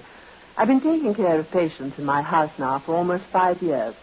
I can show you letters of reference, but I prefer it if you inspected my house first. That way... To May Smith, a routine call, a routine inspection. To John Begley, a matter of some importance, but apparently Mr. Begley was quite satisfied with what he saw. I must say, Miss Smith, you do well by your patients. I'm a nurse, sir, and I've dedicated myself to the proper care of the sick. Well, to be congratulated. May I ask what the charges will be? Your aunt is, I take it, a hopeless invalid. And has been for a good many years. My cousin June has a progressive nervous disorder. Sometimes she's quite completely paralyzed. Then she has remissions. Oh, I see. Would it be multiple sclerosis? I think that's the name of it. In any case, she can care for her own needs to a great extent, except when she has these seizures. Would £15 per week for each of them be within their means, with board and so on included? Oh, yes, they have means. You see, my uncle, by marriage, that is, Mr. Dawson, he left them a comfortable income. No problems there. Everything perfectly respectable and not a thought of trouble in the mind of anyone concerned. Martha Dawson and her daughter June came to stay in the care of Nurse May Smith. Not a registered nursing home, you understand, but a nice place and a competent nurse in charge with a good doctor on call. All of which was borne out the afternoon some months later when John came to visit his aunt and his cousin. May is sweet.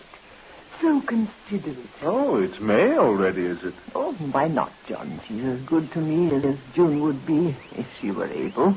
I wish I were able, Mother. But you're not, poor dear. And May is a fine substitute. One of the family, eh? Yes, John. John? Yes, my dear? I'm not getting any younger. Yeah, no, none of that kind of talk. I mean it. I'm getting on. 55 is well into middle age. I've been thinking about my will, John. As your next of kin, I think you ought to discuss it with me. I'm serious, John. Oh, listen to her, John. In all probability, I shall go first, and June will have everything her father left. All right, Aunt Martha. Go ahead, June. Well, I've been watching May, you see. She has practically nothing of her own, except this house and a rather precarious income from her patients. I've been thinking of making her a partial heir. But since you're the main one, John, I thought I'd ask you first. I'm doing all right, dear. No worry on that score. Only take my advice. Be sure before you leap. Money is a strange thing, you know. June listened to her cousin John. But what she thought he was advising, well, that was something else again. May, I'd like to talk with you. Of course, my dear. Go right ahead. I'm making my will over again. Now, that's fine talk. You and the will, whatever for? To make you my principal heir. June, you mustn't do anything of the kind. I'm sure your nice cousin won't like it a bit. Oh, I've discussed it with him. He doesn't mind in the least. In any case, people with their lives ahead of them mustn't think about dying. Then it's high time I began to think about it. June, dear, let me tell you something. You're going to live so long and pay me £15 a week for so many years that you won't have anything to leave anybody. That's not so. My income will take care of me as long as I live. And John certainly doesn't need the principal. You will. You see, May, I know about the real nursing home you've always wanted. And the cottages and house that are the basis of what Father left Mother and me will be just perfect for you when the time comes. You stop this kind of talk, June Dawson. That's nurse's orders. I don't want to hear it. I simply refuse to listen to you. A word can be like a stone in a pool of water, the splash, the first ripple. And then wider and wider go the circles. The stone disappears, but it's there, lying at the bottom of the pool, even when the surface has become still again. This box of candy, Johnny sent it. Will you have some? Thank you, Mother. Now, what shall I have? Nougat or a cream? You've had 3 already. You know sweets aren't really good for you. June is right, Aunt Martha. Now, you let me have that box. I'm going to save you from temptation and keep the box in my office. And you may have a piece after dinner and one after luncheon each day. The way you boss me. You'd think you were twice my age instead of the other way round. You're a good person, May. You really are. Am I? Just because I do my job? Yes, the care was good. And the 3 women obviously were very fond of each other. But did you notice the phrase, save you from temptation? Would a psychologist call that a Freudian slip of some kind? I wonder now. And who was saving whom? And from what? Certainly Dr. Lewin, the attending physician, thought merely that people were being saved from pain, and with conscientious care. I've been in to see Mrs. Dawson, nurse. I'm glad. How do you find her, Doctor? She's failing rapidly. Oh, it's too bad. She's a splendid old lady, despite her bad physical condition. Does Miss Dawson realize her mother's condition? I'm sure she does. She's a brave woman. And a self-sacrificing daughter, if ever I saw one. No question about that. Well, it must come to all of us one day. Death, I mean. Now then, have you the final reports on the terminal care for Mrs. Wrightson? Yes, sir. Right here in the file. And for Mrs. Richter. Thank you, nurse. You know, you really ought to qualify as a proper nursing home. You know your business, Miss Smith. Thank you, Doctor. Well, regulations are strict and expensive to fulfill. Now, on these 2 cases, Doctor, you prescribed morphia towards the end, you remember? And you let me have a supply. I keep the dangerous drugs in here. And I have some of the tablets left. I'd like to return them, if I may. Very well. Dangerous drug, morphia. Just as well not to have it around, even under lock and key. A dangerous drug. Tempting. But there's another drug, or so it may be called at times, a temptation certainly. Seems to have the power to dull the perceptions and the consciences of people, much as morphia does at a time. This drug is money.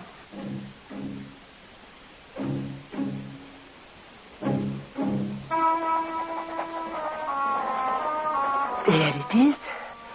My will. Remade. Johnson, will you sign here, please? Yes, ma'am.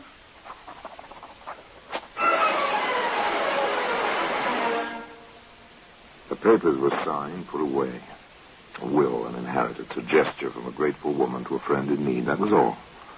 An incident over, closed, with a period put to it as the pen stopped its scratching, as in a few weeks a heart stopped beating.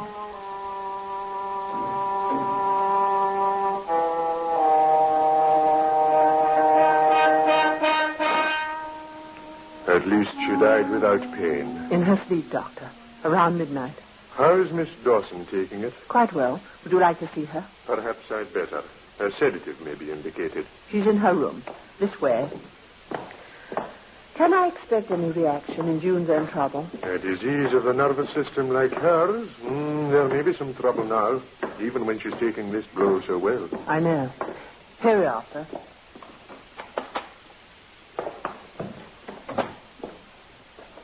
Ah, Miss Dawson. May I express my sympathy? Thank you, Doctor. Mother suffered enough in this world. I pray she has peace in the next. I trust she will. Miss Smith is worried about you now. I do feel a bit upset. I hope I'm not going to have any after effects. Have you noticed any?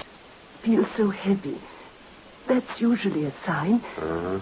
And my fingertips on my right hand, they seem to have lost the sense of touch. Well, you just let me prescribe a sedative, my dear. With some sleep, you'll be fine. Even when we expect something like this, it's still a shock.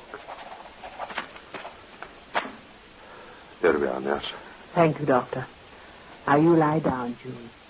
As Doctor says, even when you expect something, it's still a shock. Yes, a shock indeed. Perhaps not unconnected with a piece of paper, a prescription, which can be seen today in the Black Museum. In just a moment, we will continue with The Black Museum, starring Orson Welles.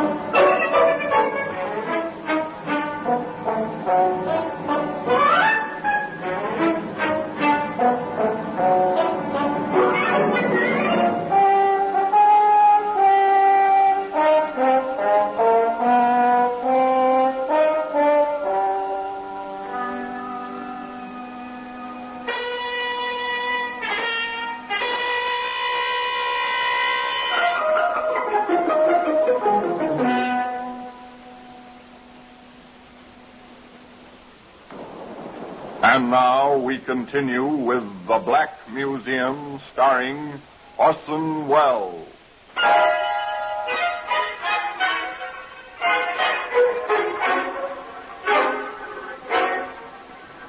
The words they use are polite, terminal care. They carry many connotations, an end to pain, an easing off from weary illness, a quiet kind of death. However, they do not mean a helping hand to death.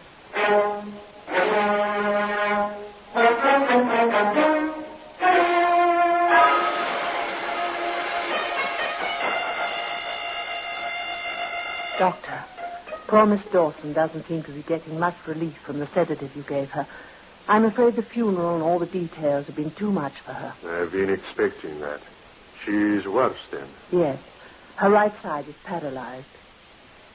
Doctor, June's become more than a patient. I don't want to lose her, too. I understand, Miss Smith. Now, don't worry about that. Chances are Miss Dawson will live for quite a few years yet. Now, in the meantime... here you are, nurse. I've used a different compound this time. Number 1778 in place of 2032. Is this one stronger than what she's been getting? Yes, there's a bit more of the morphia in this prescription.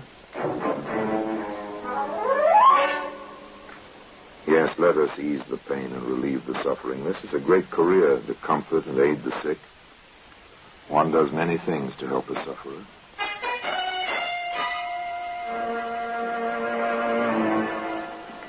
Dr. Lewin, Miss Dawson has asked a peculiar question. I don't like it. What is it? She wants to know how one can be cremated. Oh, she's thinking about that, is she? Well, she hates her body. I think she wants to feel it will be completely destroyed as soon as she is gone. Now, can't you get her mind off this? Well, I try. I've been spending as much time as I can with her, but she keeps coming back to that same question. I'll have to satisfy her, I'm afraid.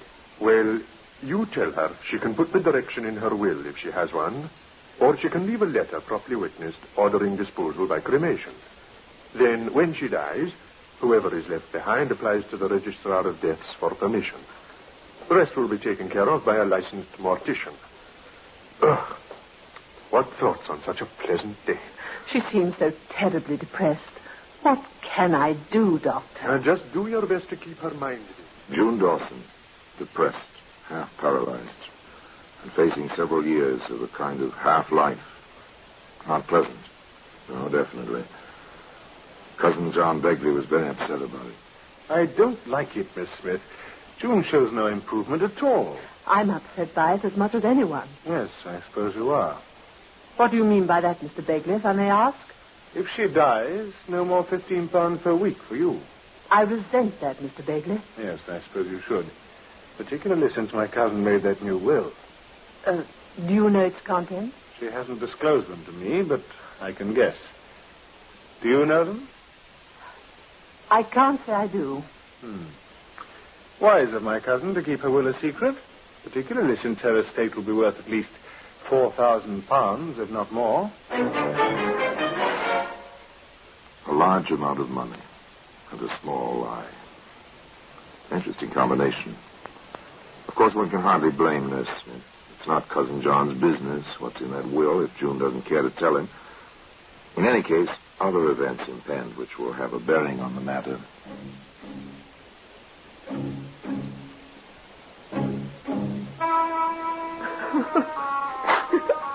So quickly.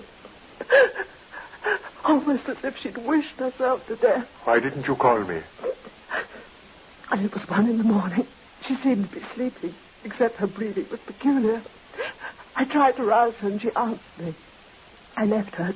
215 Johnson, who was on the night desk this week, called me. She'd rung for help, and I rushed in. She still had the cord in her hand, and she was dead.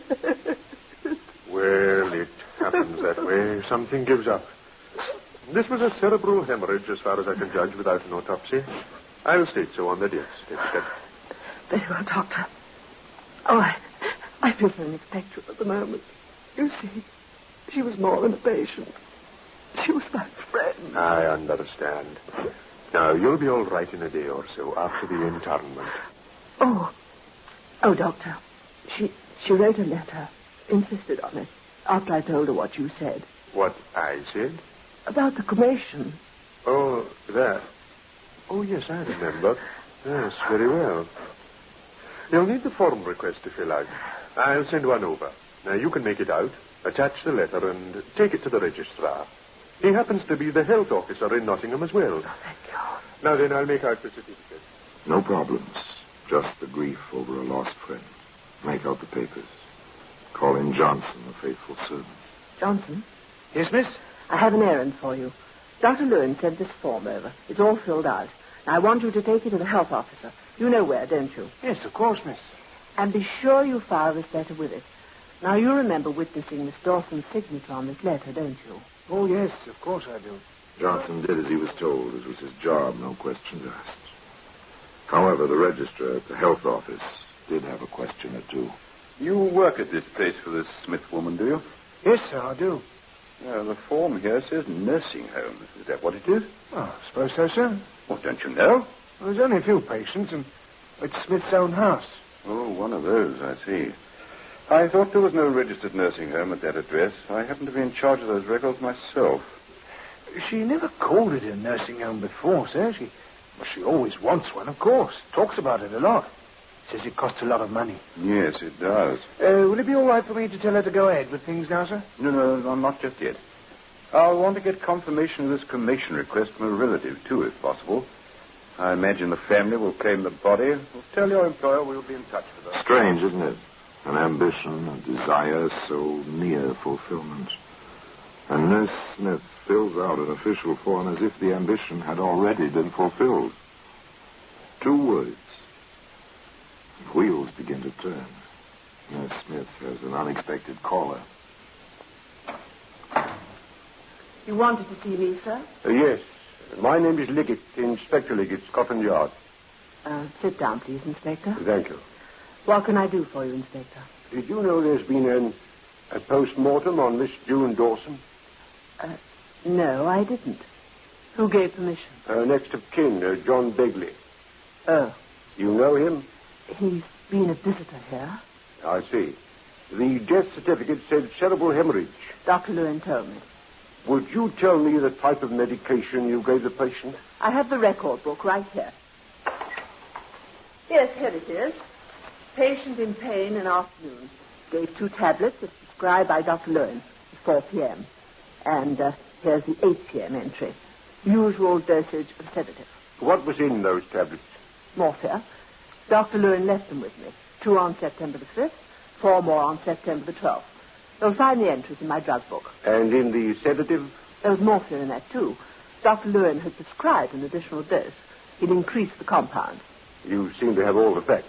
I keep careful records. But nevertheless, Miss Dawson died quite unexpectedly of a stroke. So the doctor certified. That is not in my province. No.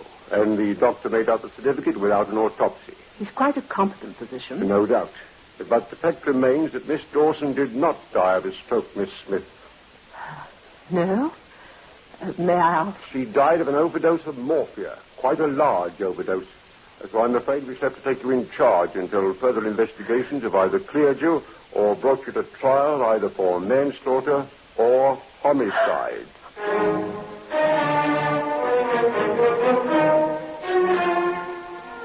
When death masquerades as mercy, when murder hides behind friendship, there's little sympathy for the accused.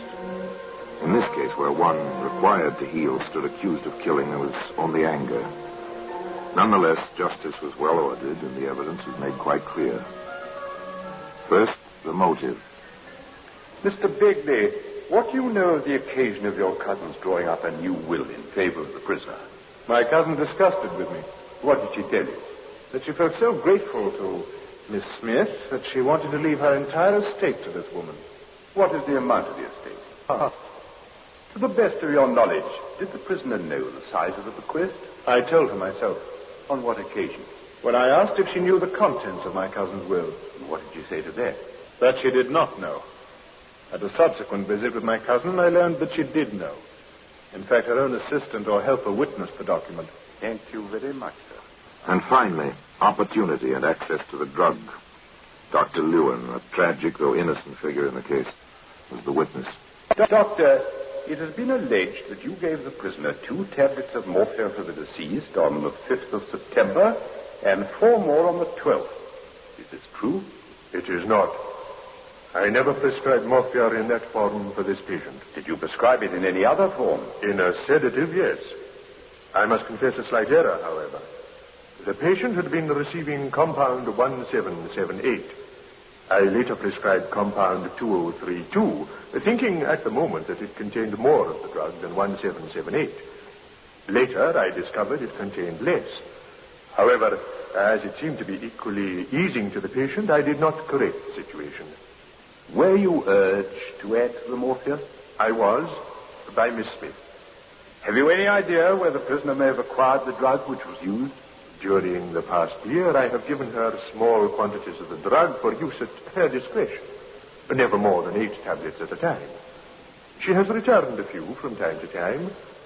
On checking my records, I find I have given her almost 100 tablets. Is this normal? In the situation where terminal care is the norm, yes. However, it is perfectly possible that some of the unused tablets were not returned to me. Now, returning to your prescription, Doctor, do you remember the occasion of your writing it, and why? I do. It was just after the patient's mother died while under Miss Smith's care. Miss Smith was most anxious for a stronger sedative for the patient, and inquired specifically concerning its comparative strength after I wrote the prescription. She also inquired of me concerning cremation. The Crown rested its case. The sentence was death by hanging. Well, today that same piece of paper, that prescription, is in the Black Museum.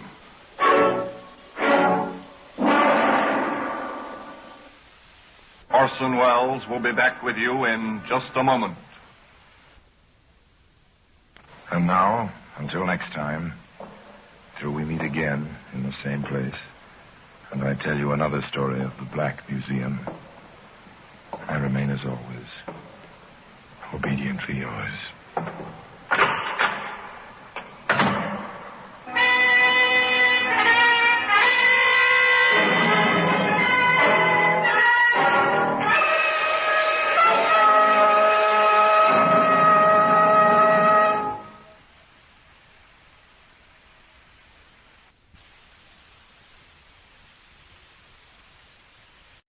This is Orson Welles, speaking from London.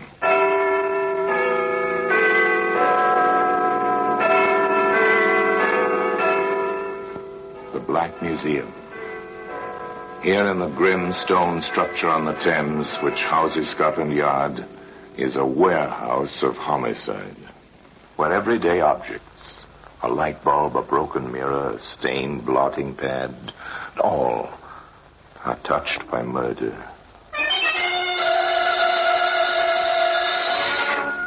Here's an auto service card, issued by a garage to show that a certain motor car was oiled and greased when the speedometer reading was 15,001. According to the card, his car had done 5,001 miles on the first. By the following day, he'd added another 160 miles to the speedometer reading. And he told you, Inspector, he hadn't been on any long journeys. He'd forgotten the speedometer reading on the service card. They all overlooked something. And the harmless-looking service card which George Dalton overlooked was instrumental in convicting him of the brutal murder of his own mother and father. That's why it's earned its place here in the Black Museum.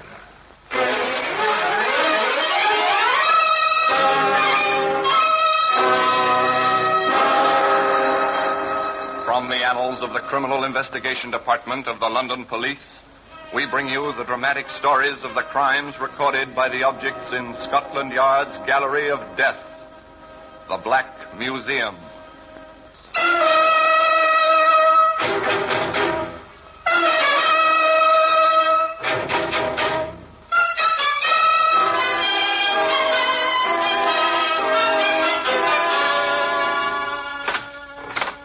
Here we are in the Black Museum.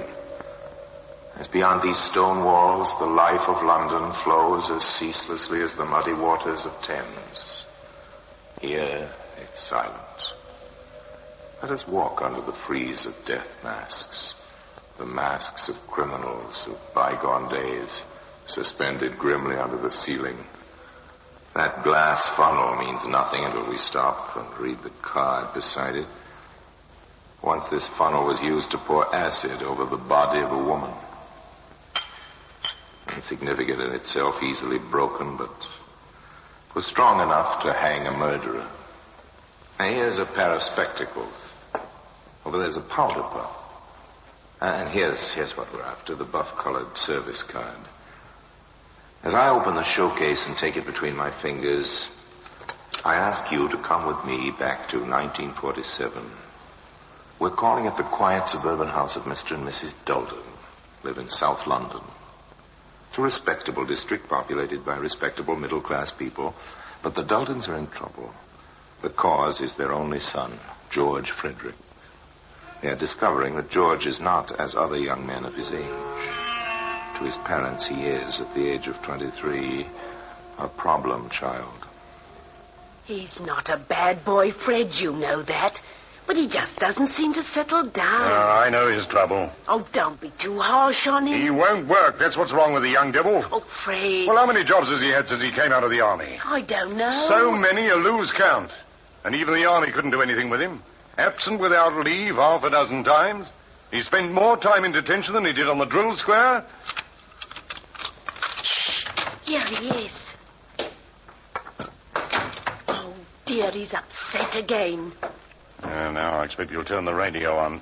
Oh, George, for heaven's sake, don't turn that radio on. I've got a headache. Oh, go to hell. What did you say to me? I told you to... Here, you get away from that set. Joe, you put your hands on me. Go to your room. But I'm sure... Protect me. I'm sorry, Dad. I'm sure he didn't Go to mean your it. room. I didn't mean it, Dad. I'll sweep up this mess and we'll have some tea, shall we? All right, young man.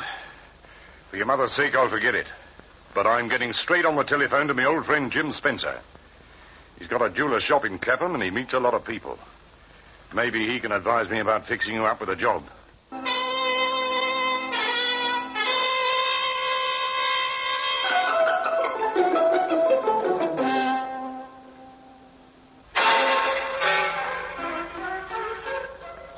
Jim Spencer, the jeweler, was white-haired in his 60s. He lived over his shop, which was quietly prosperous, and he had just lost a young assistant who, having learned something of the trade, had transferred to a larger firm. So, George Dalton was taken on in his place, and for the first time, George seemed to be interested in his work. But perhaps that was not altogether surprising. Pass me my eyeglass, will you, my boy? Here you are. Thank you. That's a very nice pendant you're working on, Mr. Spencer. Yes, it is, isn't it? How much is it worth? I give 100 guineas for it, then sell it at 120. Would the owner sell? Not this one. But I always keep a few £100 in the safe there, just in case I get a chance to buy something like this. Now, where did I put those tweezers? To Mrs. Dalton's delight, her son was still working in the shop at the end of 6 months. But young George was rather less interested in the work than in the end product. And above all, he was interested in that safe. He even had a duplicate of the key made. He had a duplicate of the door key, too. Perhaps he didn't quite know what he was going to do with his keys, but in a steamy cafe behind the bright lights of Piccadilly, he found a friend who had ideas. If you ask me, chum, I'd say you were sitting on a blinking gold mine. Hey, what do you mean? Yeah, come off it, George. We did 90 days detention together in the army, didn't we? Yeah? I know you're not quite daft. I mean, all you got to do is to get the key of the door, the key of the safe, and... Well, I've got that. Well, you have. There they are. Well, for crying out loud, what are you stalling about? Well, I've never pulled off a real job, Charlie. It's a bit of a step to take, isn't it? It's up to you, Cook. I know what I'd do. I'd slip in about 2 o'clock in the morning. Here, Charlie. Would you come with me? All right. Do you want to make it a business proposition? Yes, I do. Look, if we broke in together... Quiet. Pay the bill. Let's get out of here. Okay. Here, where do we go? I'm taking her down to the Elephant and Castle. Meet Slash. We work as a team. He's the boss. It's the only safe way. Slash has got brains. He'll put you right. Come on, I'll introduce you. So George Dalton started his professional career. Yeah, you know this got well to you, Charlie? I'll say, we did 90 days together, didn't we, George? Yes, that's right. Okay. And you want to join us, do you, George? I want Charlie to come in on this job with me. That's the idea. The idea's okay. And we need a jewellery expert in the gang. But get this, pal. I'm the boss. And what I say goes. Do this job, you and Charlie, and take 50% of the profits. The rest goes into the organisation. Understand? Do you agree to the terms? Yes. Yes, I agree. Then that's fixed. Shake on it. This clinches it. And remember, there's no funny business in this outfit. I suppose you know why the boys call me Slash? I think so. I carry a razor. Remember that, George. Not that I'd use it on you, but I thought I'd mention it in passing. George is okay, I've told you. Of course he's okay, and I'll fix up a car for you tomorrow night. A car? Yes, it's all part of the service. You're busting into the Spencer shop tomorrow night. So you've got all day tomorrow to fix the burglar alarms. And those burglar alarms took quite a bit of fixing. But by closing time, George Dalton had traced and snipped the wires. Putting on his coat, he wished his employer a dutiful good night, and at 11 o'clock, Mr. Spencer turned out his light in the bedroom upstairs and climbed into bed.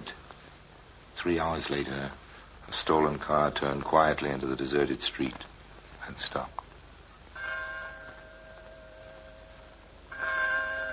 The coast clear, George.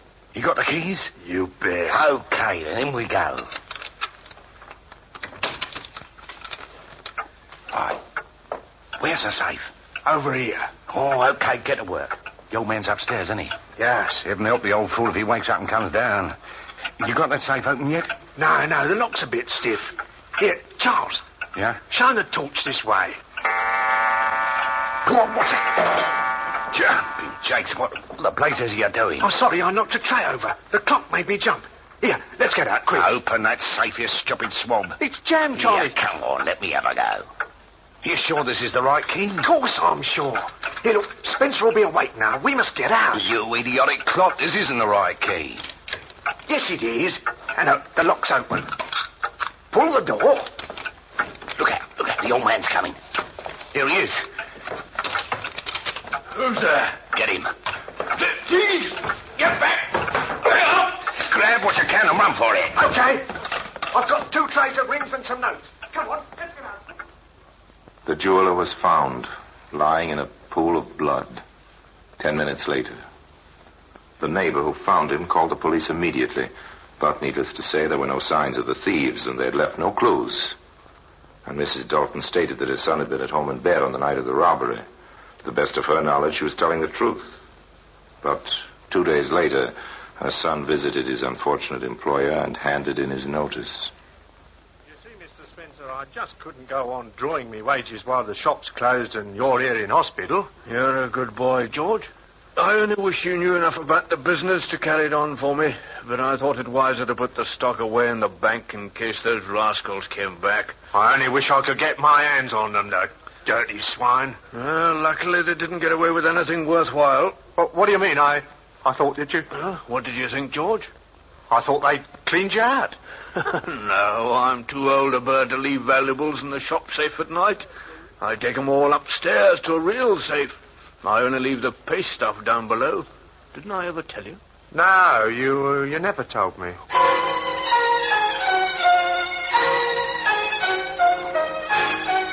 How much the old gentleman suspected, we don't know. If he did have any suspicions, he never had them. But Slasher was not so easy. George Dalton, the expert in jewelry. Come here, George. I want to speak to you. What's the trouble, Slash? I'll tell you what's the trouble. You dirty double-crossing perisher. Think you can unload junk on me, do you?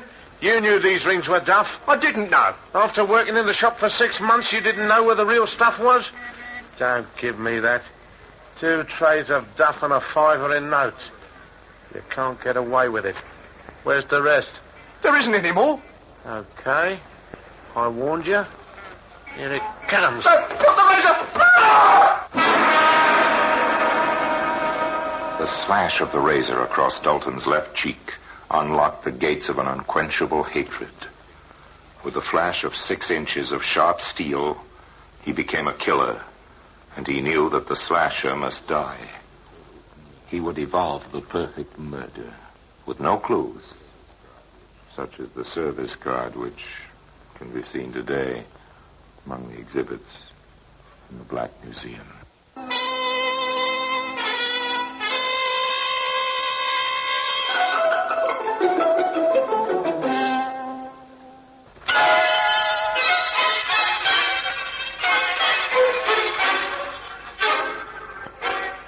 We return to Dalton, the killer. With blood still streaming from his cheek, he smiles at the slasher. And for the first time in his life, that individual is surprised, taken off his guard. I suppose I asked for that. Get out of here. You're not pretty. I've got your brand on me now. I've got to be one of you. What do you mean? You're a man of action. I like that, even if it hurts. Give me another chance. I'll do better next time. I never knew they made them so yellow. Get out. You stink. I've got a date here with a smasher and you might scare her away. Now scram. Here she comes. Henry, is that you? Right here, Toots. I never knew your name was Henry. Yet. Oh, hello, what's happened? Oh, he's had an accident. Just going. Hello there. Are you hurt bad? No, it's just nothing much. He's no friend of mine, Brenda. Come on, let's go. Oh, okay. Good night, Henry. Good night, Brenda. I'm going to say some more of you. That's right, Dalton. You've made your choice. You're going to start with a girl. That will hurt him. Follow them. They go into a cafe. Have a meal. You wait in the shadows. They're coming out at last. Follow them again. Into a mean little street. Oh, yes, this must be where she lives. You're going to let me in, aren't you, Toots? No, I'm tired. What's the matter with you tonight? I don't know what you did to that fellow. Oh, for Pete's sake, you're not still beefing about him. I know what you did, and I'm no prude, but I don't like races, and you know it. Good night. No, look here, wait a minute. Okay, if that's the way you want it. See you tomorrow. He's gone. Suppose we knock on her door. Yes, knock on her door. See what happens. Cheeks still bleeding. Look, I told you to... It's me. What do you want? Have you got something I can put on this cut? You followed us? Yeah. Why? I don't know. I need help. Oh, if he comes back, he'll kill you. Here, come in quick. I don't know why I'm doing this. I must be crazy. Here, come into the kitchen. I'll bathe that cut. Well, I'd better go. I'm a nuisance. Oh, you can't go now. Come over to the sink. Well, if the cops saw you in this mess, they'd take you for questioning. Here, hold your face over the water. Righto. What's your name? George.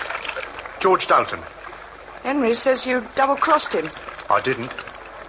It would be so easy to squeeze that pretty throat of yours, Brenda. But you're too lovely. Much There. too lovely. Now, keep still while I put some plaster on. It's lucky the cut isn't deep. Huh? How'd you feel? Oh, fine, thanks. Oh. I suppose I'd better go now. I don't understand you, George. You know, you're different from the others. What others? I suppose you know what sort of girl I am. I don't care what sort of girl you are, but I sure like you. Well, you're decent. Perhaps you should go. I'll do just whatever you say. Oh, your shirt and coat are all covered in blood. I can't turn you out like that. You better spend the night. Now, I'll get you some clean clothes in the morning. Brenda, I never felt like this about anyone before. I don't know what to say. Funny. I don't either.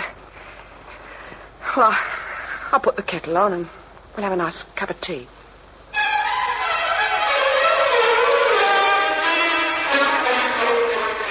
Tea. As much a part of London's life as Buckingham Palace and the Houses of Parliament. Brenda made tea. The next morning she went out and bought her new lover the clothes he needed. He put on the clothes she brought him and went home. He knew quite well what he was going to do, and that night he borrowed his father's car, and at 9 o'clock he drove to the bomb site, where he knew the slasher would be waiting for Brenda. And in his pocket he had a short length of lead piping. As he approached his objective, he saw a movement in the shadows. It was the slasher. Well, if it isn't the jewel expert. Yeah, you come into money? Hello, Slash. How you doing? Well, what's the idea? Not looking for trouble, are you? What do you think? Get back, you... Oh. Now, that squares out account. Now, I'll put you under the rug in the back of the car, and I'll take you for a little ride.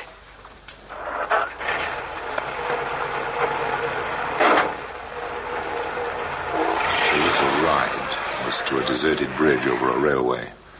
Dalton lifted his victim onto the parapet. Then he paused.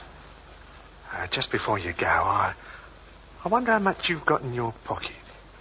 Anybody coming? Good. Oh, yes. Quite a few notes here. Thank you, Slash. Thank you very much. Goodbye. And quite gently, Dalton eased the unconscious man over the edge. After that, it was easy. Brenda, like the old jeweler, may have had her suspicions, but she kept them to herself. Dalton had money, taken nearly £100 from the slasher's pocket before pushing him into the path of the oncoming train. That £100 lasted just 2 weeks. 2 glorious weeks. The happy couple celebrated those weeks in the famous seaside resort of Brighton. Then, on the morning of January the 1st, 1948... with funds running low, George Dalton took his father's car into the Carduct service station to be oiled and greased. Now, why did he do that? Superintendent Brandruth of Scotland Yard has the answer. There is no doubt that Dalton had already decided to drive to his parents' home and ask for money. He had insufficient funds with which to pay his hotel bill, and it was essential for him to receive help from his father. His father was always particular about the regular servicing of his car. It out in order to produce it as a sop for his father's wrath. And the speedometer reading was 15,001, duly recorded on the service card. So George Dalton drove the 50-odd miles to his home on what was to be his fatal journey. He was hampered by fog on the way, and when he eventually turned into his own street, the fog was very thick.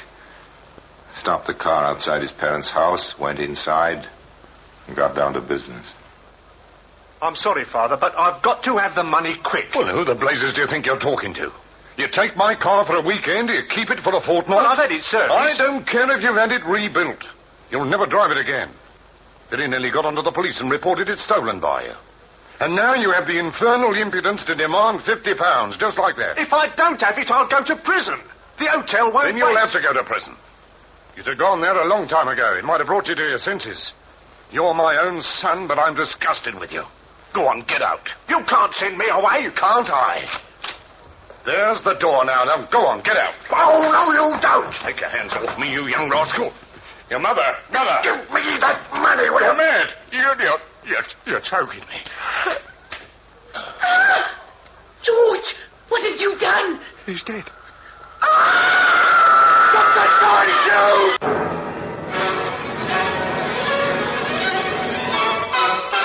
Dalton, apparently unimpressed by the enormity of his crime, left the murdered couple lying where they had fallen while he searched the house for money.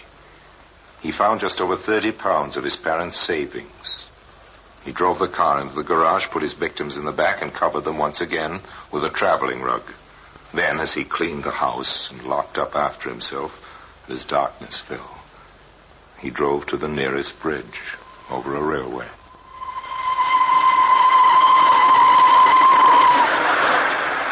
It was the same method as before. And when it was over, the murderer drove back to his lover in Brighton. But when he arrived, she had grim news for him. George, tell me you didn't do it. What? What are you talking about? Your mum and dad. Ah, you're mad. You don't know what you're saying. Come into the other room, quickly. Brenda, what do you know about my mother and father? Now, tell me. So you did do it? No. I know you did it. Oh, why? How could you? Brenda. And don't touch me. Mr. Dalton, is it? Yeah? What do you want? I'm sorry to have to tell you that your mother and father were found dead an hour ago. I didn't do it. What exactly do you mean by that? How dreadful. I don't believe it. You know how they died? Of course I don't. How could I? Well, that's what I was wondering. Could you give me an account of your movements today? Yeah.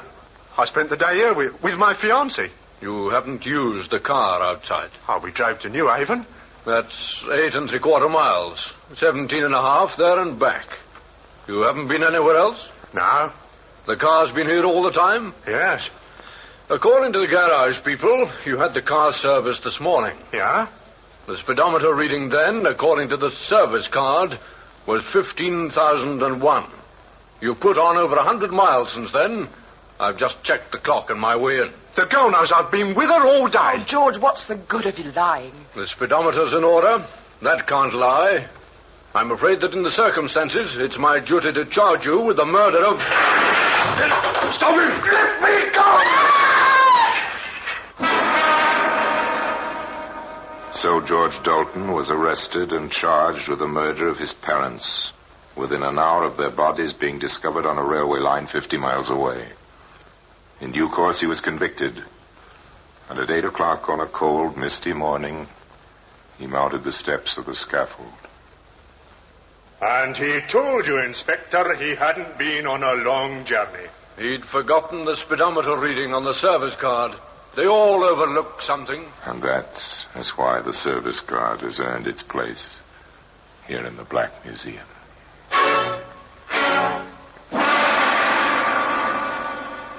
You may be wondering how George Dalton was traced so quickly. When his parents' bodies were discovered, the police immediately went to the Dalton residence, expecting to find the son. Both the son and the car were, of course, missing. It was the work of a few minutes to trace the make and number of the vehicle, and a general alert was put out all over the country. Police officers visited garages, and the telltale service card localized the search to the Brighton area, where Dalton's name was recognized in the hotel. The girlfriend was questioned while George Dalton was already being tailed by a police car into the hotel forecourt. At this stage, of course, there was no evidence against him, but the police allowed him to get into the hotel before questioning him. So they proved the theory that by giving a criminal just enough rope, he'll surely hang himself, which is what Dalton did, with the aid of the buff-colored service card, which has earned its honored place here in the Black Museum. Now, until we meet next time in the same place, and I tell you another story about the Black Museum, I remain, as always, obediently yours.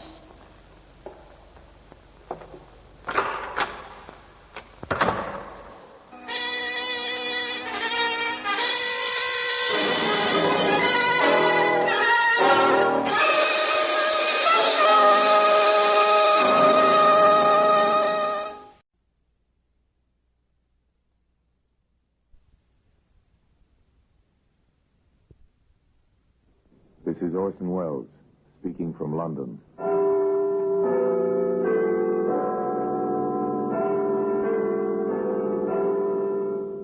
The Black Museum. Here in the grim stone structure on the Thames, which houses Scotland Yard, is a warehouse of homicide, where everyday objects, a flower pot, a coffee cup, a curtain rod, all are touched by murder.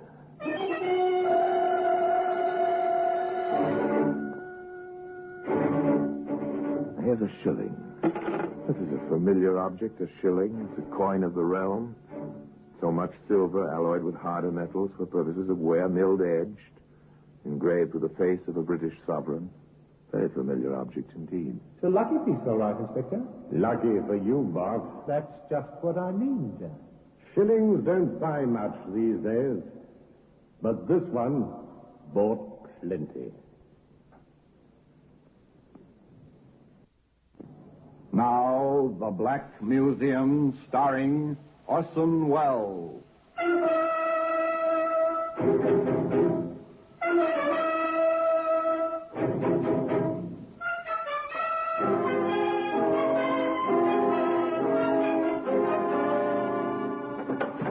Well, here we are, in the Black Museum. Scotland Yard's Museum of Murder. Here's a small radio. Made for entertainment, for obtaining all the sounds that reach out through the ether to your ear. Sing for joy, for pleasure, but note the little wires protruding here, connected to the switch that turned this little sound box on. The man turned that knob, as was his habit. The little extra wires conducted current to an explosive. The man died.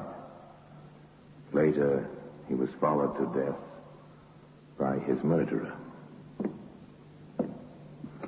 Yes, here we are. Here's the shilling, subject of our story. It's untarnished still, gleaming silver. Without a doubt, it passed through many hands, reposed in pockets and purses. And then one day, a telephone rings. So many things are heralded by that sound. This one rings in an office in the yard. Two men interrupt a desultory conversation. One of them picks up the instrument. Inspector Graves' office. For you, Inspector. Thank you, Sergeant. The inspector listens briefly, acknowledges the message, hangs up the telephone. Well. Trouble, sir? Not yet. Just an interesting bit of information. Remember Joey Bart? Dartmoor, isn't he? Not after tonight. Oh, is it that long since we sent him away? Time off for good behavior. He gets out in the morning. Wonder if Brother Davy knows. The same idea crossed my mind. How do you suppose it feels, Sergeant? Then know your brother is getting out. When you've taken over his business, bar, band, and bottle club, and your brother believes you framed him into Dartmoor. There's a word for it, sir. Uncomfortable. That, of course, is an understatement, particularly when it's well known both to the underworld of London and to the police that Brother Joey has sworn to get Brother Davy as soon as such action is possible. Now, obviously, no self-respecting police force appreciates murder. Follows then that certain precautions must be taken. Sergeant, will you arrange for a 24-hour detail to stay with Brother Jerry from the moment he leaves the hospitality of Dartmoor tomorrow? Yes, sir. And advise the station house, which covers Brother Davy's rather disreputable club, that Davy is expecting company. Yes, sir. I'd rather like to be there, you know, when Joey tells his brother he wants the club back. and in a share of the earnings of these past 6 years.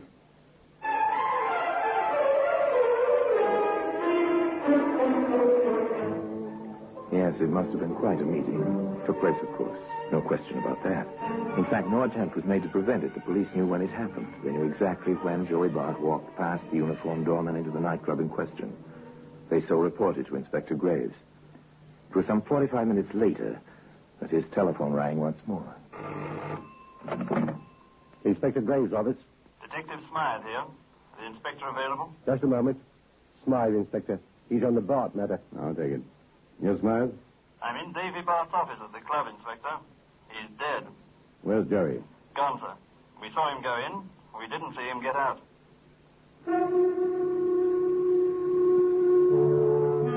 No, a self-respecting police force does not appreciate murder. When the murder is committed while policemen are on watch outside the scene of the crime, it is appreciated even less, if possible. Therefore, action is required. General alarm for Joey Bart. Description is available. Yes, sir. Close that club and hold the customers and staff until I get there. Let's go, Sergeant. All the resources of a great police department spring to life. And soon the inspector and Sergeant Maxwell are at the scene, viewing the body of Davy Bart through the hole in its chest. Yes, that's Bart, all right. All right, Smythe. Let's have it. Well, that's just the way we found him, sir. Sprawled like that. Gun near him. Nothing's been touched except to check for fingerprints. Pictures been taken? Yes, sir. Coroner been here? Yes, sir. All right, take him away. Sergeant. Very good, sir. Prints on the gun? Only the dead man's. Just the one set. They're his. Medical report? Shot at close range. Powder burns. It's a .38 automatic. I can see that. Anything else? Well, there's a wall safe. It was searched. What's this? It's a shilling, sir. What's it doing here? It was lying there on the desk when we got in, sir. The lights were on, and it was shining in the lamp. Quite clear, wasn't it? A killing. An ex-convict disappeared, open and shut, simple. Still, the evidence must be collected with a view toward the eventual trial. You're George Lyons. Yes, sir? You have a record. Well, I went away once. 3 months. Attempted robbery. Since then? I worked for Mr. Bart. Doing what? Oh, sort of his assistant. Yes, I know what you mean. All right. What happened here tonight? Well, Joey came here, and the boss told me to let him in. Joey told the boss he needed money. The boss said he didn't have any. They started to argue. That was when the boss told me to wait outside, and I did. Hear anything? Oh, the place is soundproof, Inspector. The nearest thing. Why did you come back inside? I took a chance. Seemed like an awful long time when Joey didn't come out. I found him. The boss, I mean. What do you know about this? Hey, that's the boss's lucky piece. When Joey asked for money, the boss took it out of his pocket and told him it was all the money he had on him. That's when Joey said, I ought to kill you for that. Only your life ain't worth a shilling.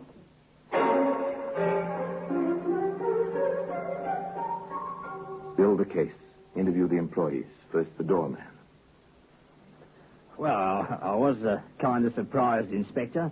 But Mr. Bart said let Joey in the club when he showed up. Why? Well, everybody knows, sir. Joey thought Mr. Bart framed him to get the club away from him. So you let him in? So I let him in. See him leave? No, sir. He must have gone out the back way, through that door. It leads out to the kitchen and the dressing rooms. There's a rear exit, sir, out in the alley behind. Now it's the turn of the kitchen help. The man in the best position to notice anything is the second cook. Yes, sir. That's my position, opposite the door. Did you see anyone go by tonight? Only waiters. And the girl in the show. The girl in the show? Yes, she has a dressing room in the hall. She sings. Her name? Miss Fair. Mitzi Fair. Get the girl, Sergeant. Yes, sir. You at your station all evening? The chef, he called me over to taste his dressing. Only once. All the rest of the time, Yes, well, you must have missed anyone who went through the hall during that time. Well, it was only a minute or two. Yeah, it would be enough. All right, leave a name and address for the constable on duty. The henchman, Lyons, saw and heard nothing. The doorman was too far away. The kitchen help were too busy. Still, everyone seemed to have known that Joey Bart was there that night. Everyone, including the girl in the show. You sing in the floor show, Miss Fair, is that it? Well, I am the show, you might say. Or was. Yes, was. The club is closed. You'll need another job. Thanks for the 2 weeks' notice. We can do without that. What do you mean, I am the show? Well, I sing. with a piano. When the band rests. There's no line, no comics. This place is too small. I see. What's your background, Miss Fair? It was the usual shabby story, the early ambitions, the voice that failed to make the big time, the small jobs to make a living, and the eternal hope for the break. Then the steady work in the club. Any particular reason why Dave Bart kept you here so long? If you mean what I think you mean, there was nothing like that. Did you know his brother? Well, only here. Davy talk about him. I came here after Davy took over. Your dressing room is out there, off the hall. If you can call a 6x8 rat trap a dressing room, yes. See any stranger tonight? Not tonight. Other nights? Maybe. Maybe not.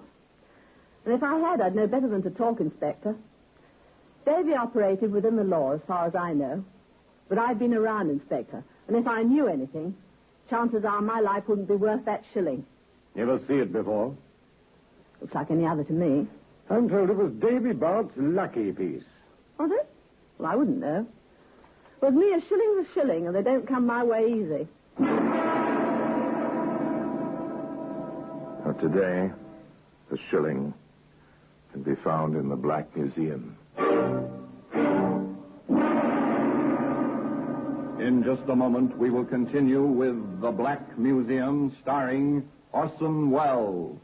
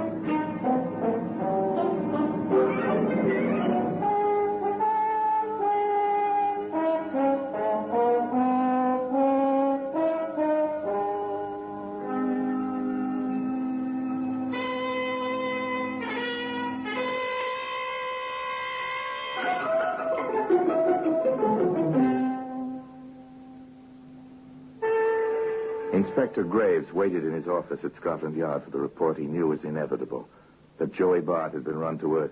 This was routine. Meanwhile, he sifted facts with Sergeant Maxwell. Nothing to it, Inspector. It's Joey. It couldn't be anyone else.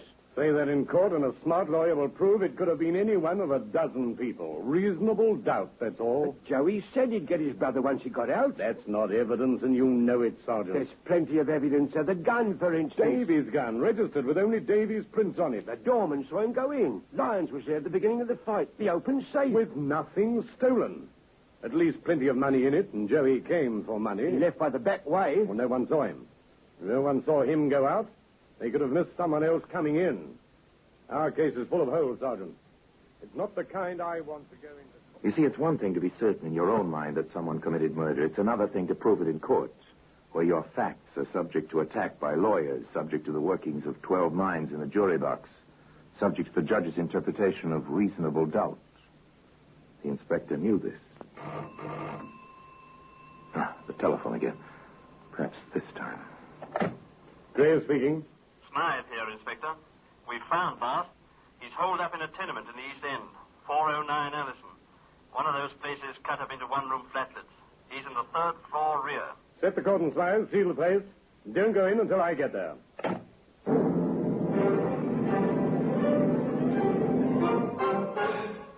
The quarry run to earth, his hole sealed, front and rear, by the cordon of police. The inspector arrives. All under control, Smythe? Yes, sir. He won't get out the back way this time. Good enough. Let's go in. A small, tight group gathers around the inspector. Smith, Maxwell, several uniformed constables, all are armed. They enter the ramshackle building, start up the rickety stairway. Somehow this place escaped the holocaust of Hitler's bombs. It's old, dirty, dangerous. The landings are illuminated by fitful light from flickering yellow electric bulbs in fixtures that once held gas burners. At the third landing, the group stops. Splits up. Each man takes his station, one to each side of the doorway. The officer with a gun in position to shoot off the lock on the scaly door.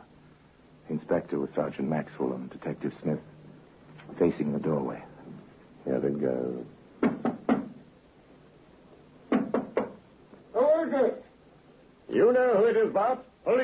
open up.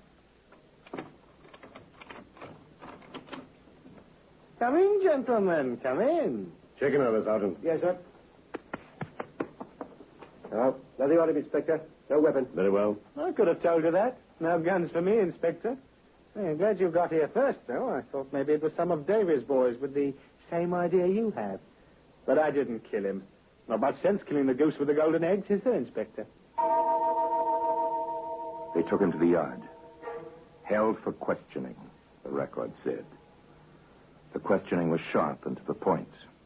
What did you get from your brother? £100 to start. That was all? Oh, he argued first, but I got good and sore. Told him his life wasn't worth the shilling he threw at me. We know about that. Yeah, Georgia Lyons was still there. After that, Dave threw him out. Then I told Dave I could prove he'd framed me. He acted like he believed me. Told me I'd be a fool to take the club back after the way he'd built it up. Said he'd cut me in for plenty. He went to the wall safe, took out £100 and gave it to me as a down payment, sort of. Of course I took it. And took his shilling, too. Told him he'd get his luck back when I figured he was going to be a regular on the payoff. You took his shilling? Yeah, here. That's it. He had it since he was a kid. See that nick in it? He got that putting it on a railroad truck so as the train could run over it. Sergeant, bring Lyons and the fair girl down here. Yes, sir. You see anybody in that back hall, Bart? Nobody. Dave said to go out that way, and I did. I wanted a little privacy, you see. Your boys were with me all the way to the club from Dartmoor. You hear anything in that hall? Only the pans in the kitchen. Now, look, Inspector, I didn't kill him. Why should I? He was paying off. Nobody kills a guy who pays. Maybe. Maybe not. Outside, Bart, and wait there. I'll see you again later. An accommodating ex-convict, to say the least, and willing to talk his head off. The inspector was puzzled. This was not part of the usual pattern. The puzzle seemed deeper when Mitzi Fair told him. That shilling? No, that's not Davy's. Davy's was the one on the desk. I watched him play with it lots of times. You're certain of that? I'm sure. Positive. And the puzzle seemed deeper still when George Lyons said. Yeah, I remember now. That nick in the shilling. Hey, Inspector, if Joey had this shilling with him, who put the other one on the desk? Know something, Lyons? The answer to that question could be very interesting. Very interesting indeed.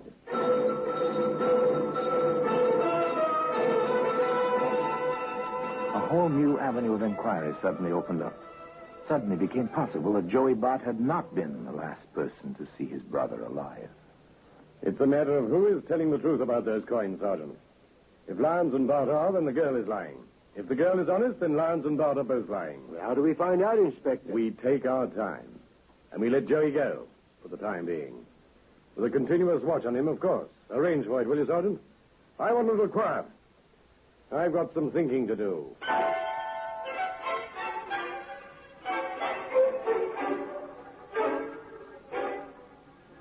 The inspector had his peace and quiet briefly. Shortly thereafter, he adjourned to the Padlock nightclub with Sergeant Maxwell and Detective Smith. I saw him to provide wall-to-wall carpeting. I hate tearing up floorboards. Well, it helps the soundproofing. How are you coming along the wall, Smith? Nothing hollow. Soundproof tiling under all the draperies. Hello, here's something. Back of the couch, Inspector. Bobby pin, blonde. The singer's a blonde. Too bad she's not the only blonde in London. If she were, we'd have to prove she dropped it after Jerry left this office. Nothing doing on the walls, Inspector. Next? The desk. Take it apart if necessary. Yes, sir. Dave, Bart, look too honest, Sergeant. There's a reason for soundproof offices. And if there's any record of that reason, it'll be here, someplace. Well, the girl said something about visitors, backdoor visitors. I know she did. Hello. Here's something. False bottom to this drawer. It measures 6 inches deep on the outside and only 4.5 on the inside. Sliding panel? Probably. Sounds hollow enough. Here it is. The bottom slides back when you press this nail head. A couple of letters here. The record book. Good work, Smith.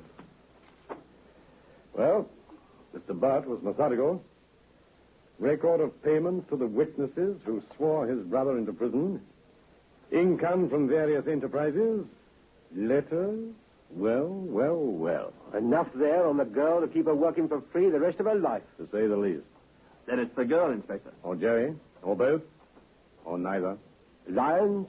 There's a great deal on him, too. His 90-day sentence seems to have covered up a small item which could have meant 10 years. Apparently, several people were interested in the sudden death of Mr. Dave Bart. Shut the door, Smith. Leave everything as it was, except for the papers. We'll take those. And as we leave, Sergeant, suppose you forget to snap the lock on the front door. Understand, Sergeant? Yes, sir. It was neat and simple. The bait, of course, was the contents of the drawer. 3 people were interested in what it contained. Given an open padlock, the opportunity to search, the magnet, which was the letters and records in that desk, should draw at least one person back to the room where someone had killed Dave Bart and left a shilling on the desk. The inspector waited. With him, Sergeant Maxwell and Detective Smith, a dozen assorted detectives and constables. They waited in the silent, darkened nightclub behind the door with its open padlock. They waited in the dark hallway near the kitchen, among the piled-up tables and chairs in the main room. They waited in the echoing, empty club. Waited for the sounds they knew would come. Sounds which did come when the safety of night shrouded the street outside.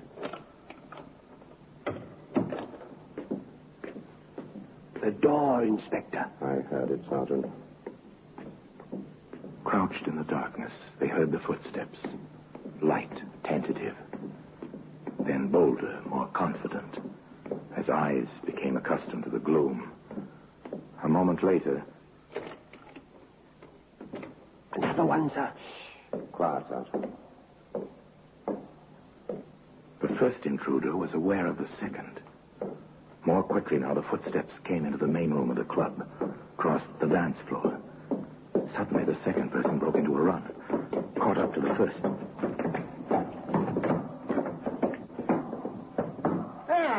Thought you'd come back, eh? Tried to put it on me, did you, with the second shilling?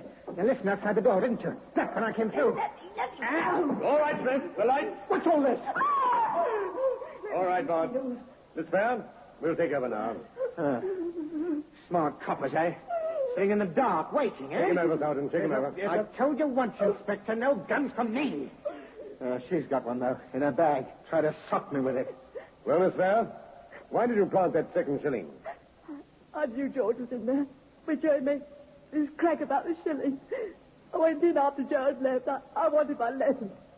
David made me miserable enough with him, and we argued. And he tried to threaten me with his gun. I grabbed for it, and it went off. I thought if there was a shilling, you'd think it was Joey. Yeah, a woman. Every time it's a woman. Never mind, Bart. You can tell that to your friends. Miss Fair, you're taken in charge. And the charge is murder. And today, the shilling, which was the main clue in this case, can be seen in an honored position in the Black Museum. Orson Welles will be back with you in just a moment.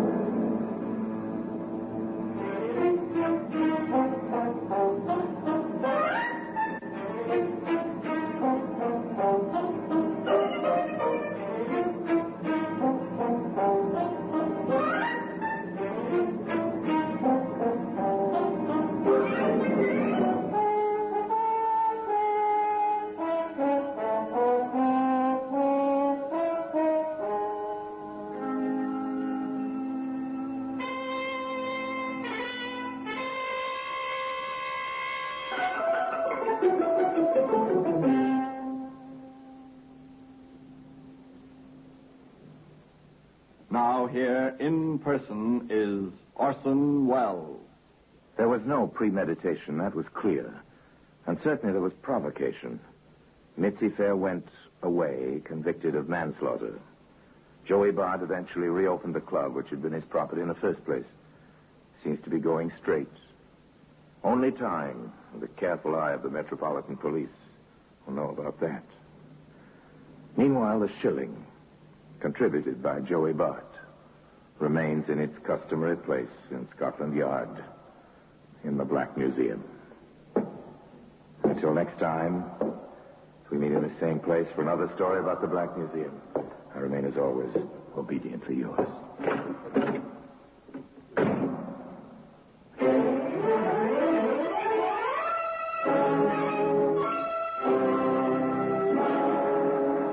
The Black Museum, starring Orson Welles, is presented by arrangement with Metro-Goldwyn-Mayer Radio Attraction.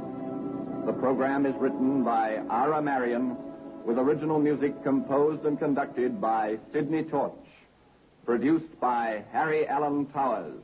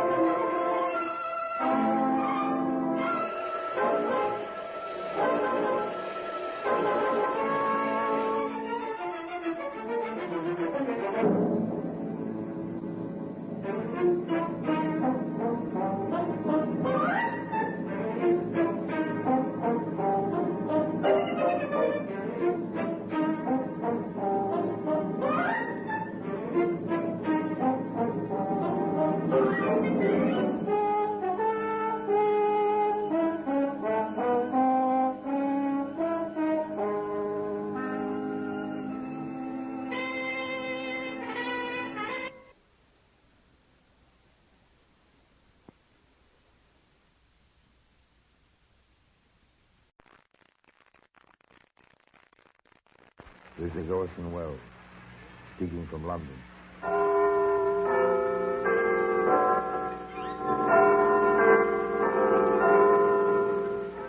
The Black Museum, a repository of death, a repertorium of violence. Here in a grim stone structure on the Thames, which houses Scotland Yard, is a warehouse of homicide, where everyday objects, a briefcase, a medicine bottle, a carpenter's rule, all are touched by murder.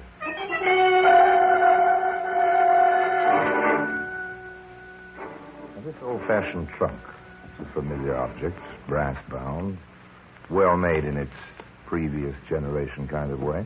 Perhaps you've one like it in the attic or the storeroom. Perhaps you've traveled with it at one time.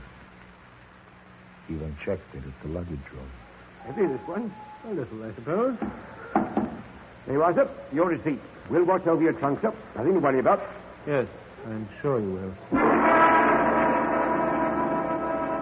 Well, today, that trunk can be found in the Black Museum.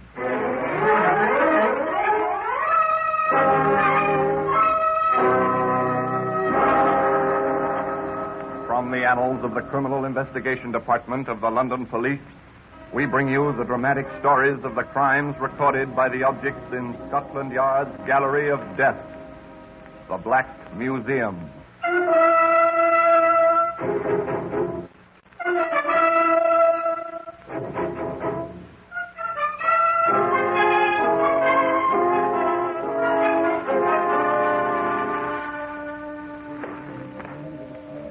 Here we are, the Black Museum. Scotland Yard's mausoleum of murder. Not particularly well lit. The vaulted ceiling disappears in shadows, but ghost-like shadows. The vast majority of the people who use the articles exhibited here are ghosts by the verdict of 12 of their fellow countrymen and sentenced by His Majesty's judges with the assistance of the execution.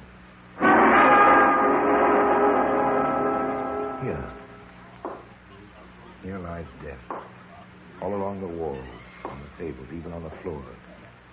Each article feels encrusted with horror, webbed in the memory of homicide. Some for more than a century. Here, on this shelf, a common object, a gasoline can. About a gallon, but the contents were poured over a human body and a match was lighted.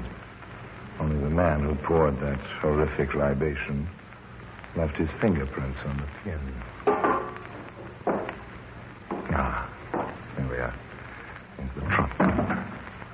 It's easily handled. It's empty now. But once upon a time, Oh, yes, this is the tale. For all intents and purposes, it begins in Charing Cross Station in London, with a porter who noticed someone drop a bit of paper in the hurrying crowd. Here, Davy. Fella dropped this. I tried to catch him. No luck. Too bad. He meant to throw this away, though. You'd have had nothing from him for your trouble. How do you mean he meant to throw it away? Well, crumpled into a little ball, isn't it? All crinkled like it is. Yeah, that's true enough. Here, but look at your timestamp. He checked that trunk in with you 10 minutes ago. See? Yeah, you're right about that. 10 minutes ago. If the paper had been dropped in a waste can, if the obliging porter hadn't seen it fall, if there'd been no time stamped on it. What do you do in cases like this, mate? Well, just wait a bit and then notify the police. Well, why wait a bit? Yes, wait a bit. Indeed. Just to be certain that the fellow who threw the receipt away meant to do it. And a cautious fellow, a checkroom attendant, for 3 days. I wanted to ask about the trunk. He didn't call the local police station. No, not he. He placed his call to Scotland Yard. Inspector Walsh dropped by to have a look at the trunk. It is heavy, isn't it? Of course, it might be just books. In it, I mean, Inspector. Yes, it might be just books. Ready? Open. Oh, just old newspapers, it looks like. Oh. Sorry to startle you. A dissected body isn't a very pretty sight when you're not used to it.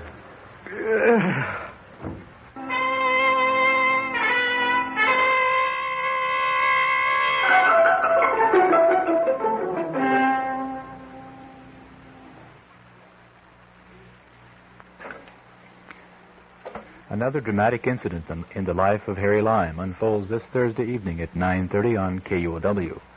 Orson Welles stars as the adventurous rogue Harry Lime in each exciting episode of the series. For suspense and drama, join us Thursday evenings at 9:30 for The Lives of Harry Lime.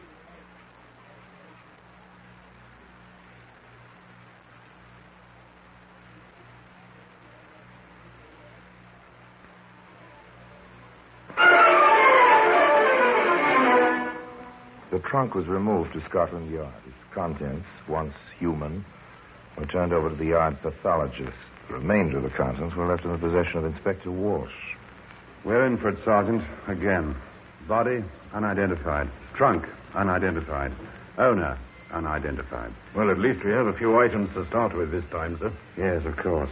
Some old newspapers, torn, stained, and so on. An old smock, stained in the same way. Some scraps of clothing. And the trunk. Well, where do we begin, sir? Save the papers, have the clothing laundered after the stains have been analyzed, then check the laundry marks.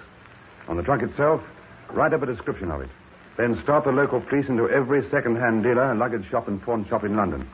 Someone, somewhere, may remember it. After all, it is a trifle large, you know, and it had to be brought to the station. Circulate the description through all the means of transportation. Taxicabs, buses, vans, you know, Sergeant. Routine, we've been through all this before. Routine. Start with a few scraps of clothing, some poor human flesh, a brass-bound trunk. Cast the nets. See what it catches. Throw out the lines, see where they lead. One line led to a second-hand dealer in Brixton. I remembered it as soon as I saw the write-up, Inspector. Picked it up in an odd lot some time ago. Good of you to come in, sir. You're certain it's the same trunk you sold? Yes, sir. Funny about that label, though. Oh? Yes, sir. That's a fresh label. The one I saw, and it was old. Dirty. Ah. F. Matson, St. Leonard's. Let's see now.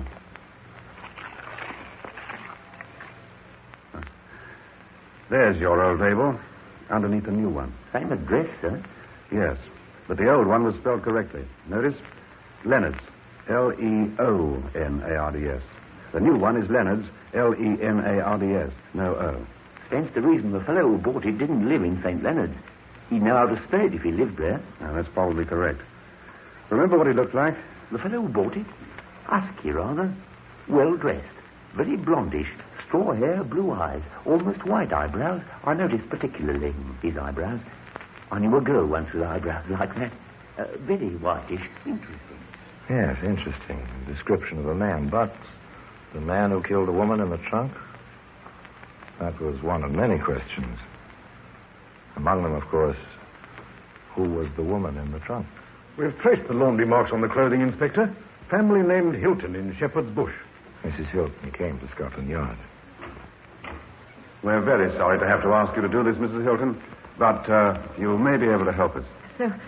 So this is what a morgue looks like, Inspector. Yes, more antiseptic than anything else. We'll make this as easy as possible. She's in here.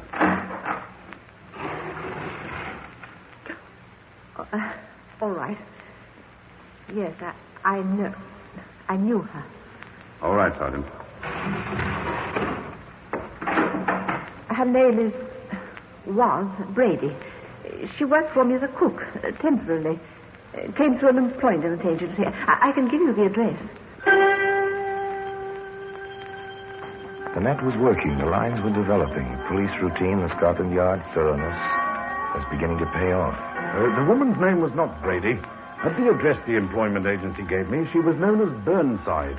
She's been missing since March the 4th. More muddy waters? Or another link? A woman with an alias, missing but unreported, inexorably.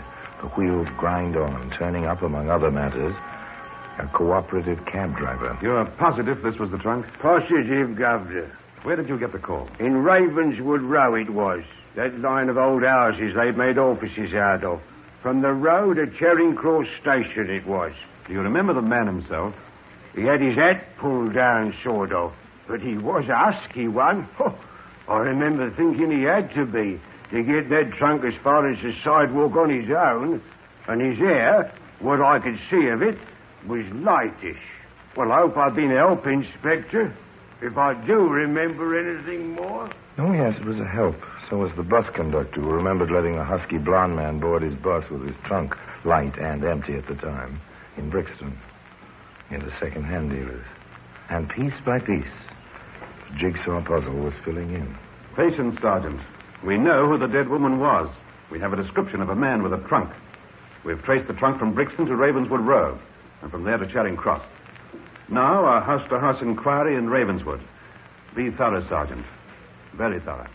And, of course, the good Sergeant King was very thorough. A clerk on the first floor of number 12, Inspector, noticed the trunk in the hallway on the 5th of March. It was gone on the 6th. The day the trunk was checked at the station. Yes, sir. Now, number 12 has 3 floors, a suite of offices on each floor. The second floor's closed up, no name on the door. Third floor has been occupied for some time. I have the name of the rental agent, Inspector. Yes, Inspector. Number 12 is our building. We manage it from the state, that is. Here now. Yes. Number 12, Ravenswood Row. The lessee is F. Lawrence Maxwell. Business, factoring. The red tab on the card, that means pays by mail regularly. Then you've never seen Mr. Maxwell? No. One of our outside men showed him the premises. Would you be interested in his home address? Yes, I would. According to our records, he lives at 210 Merivale East in Camberwell. At last, a shadowy figure begins to emerge into the light. F. Lawrence Maxwell, 210 Merivale East, Camberwell. At that address, Inspector Walsh asked, "Is Mr. Maxwell at home?" And the landlady answered, Mr. Maxwell? Oh, I'm sorry, sir. He moved out and left no forwarding address. That was the evening of March the 6th. I remember it distinctly, sir, because he paid the whole month and didn't ask for a refund. A blank. The end of the line. Not a trace. But don't forget, that brass-bound trunk is today one of the star exhibits in the Black Museum.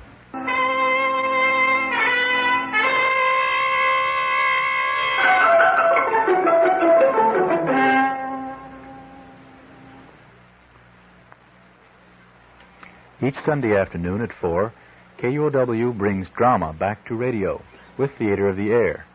Each week...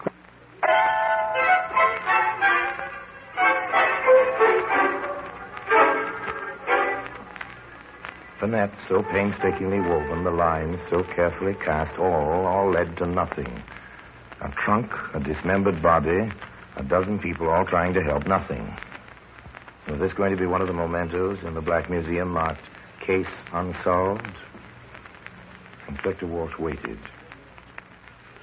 F. Florence Maxwell was somewhere. And living people rarely, if ever, move through life without a trace. My, you gentlemen came all the way from Camberwell, Norrie. And we went through a red light or two, I dare say. Didn't we, Sergeant? We did that, sir. This letter you telephoned about, ma'am. Oh, right here, Inspector.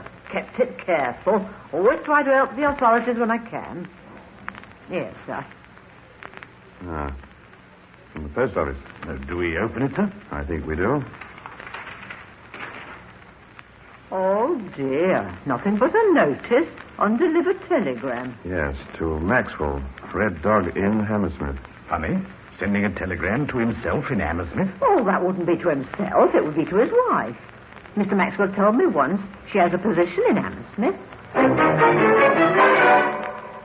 A wife. Well. Was she still in Hammersmith at the Red Dog Inn? She was. And so was F. Florence Maxwell.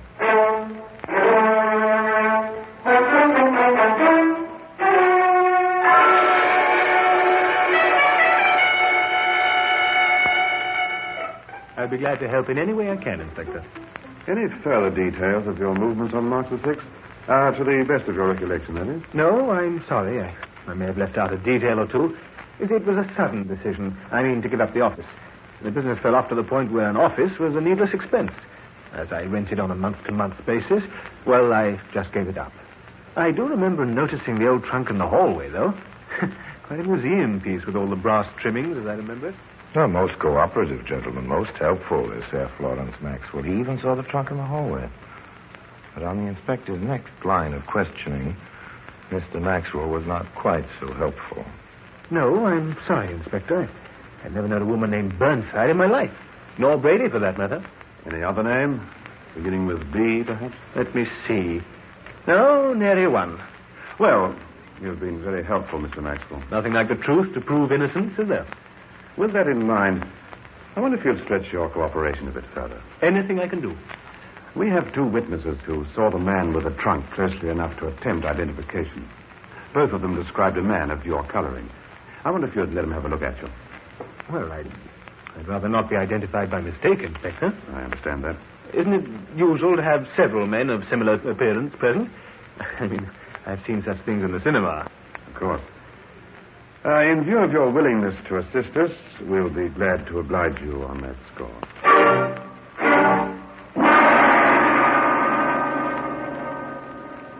Decent of the inspector, don't you think? Decent of Maxwell, too. They worked well together. And within a few hours, Maxwell stood in a line of 5 men, all of them approximately his build and blondness. Maxwell was second from the left. The taxi driver entered the room. I'm none too certain, Inspector. My man had his hat pulled down. If it were any of these, I'd say he was the middle one, sir. Then the second-hand dealer entered the room. I wouldn't want to make trouble for the wrong man, Inspector. Of course not. Now look him over carefully now. I'd say, yes, the fellow on the extreme right. Thank you. Sorry to have taken you from your business this time of day. And thank you, gentlemen. Will you want me for anything else, Inspector? Thank you, no, Mr. Maxwell, not for the present.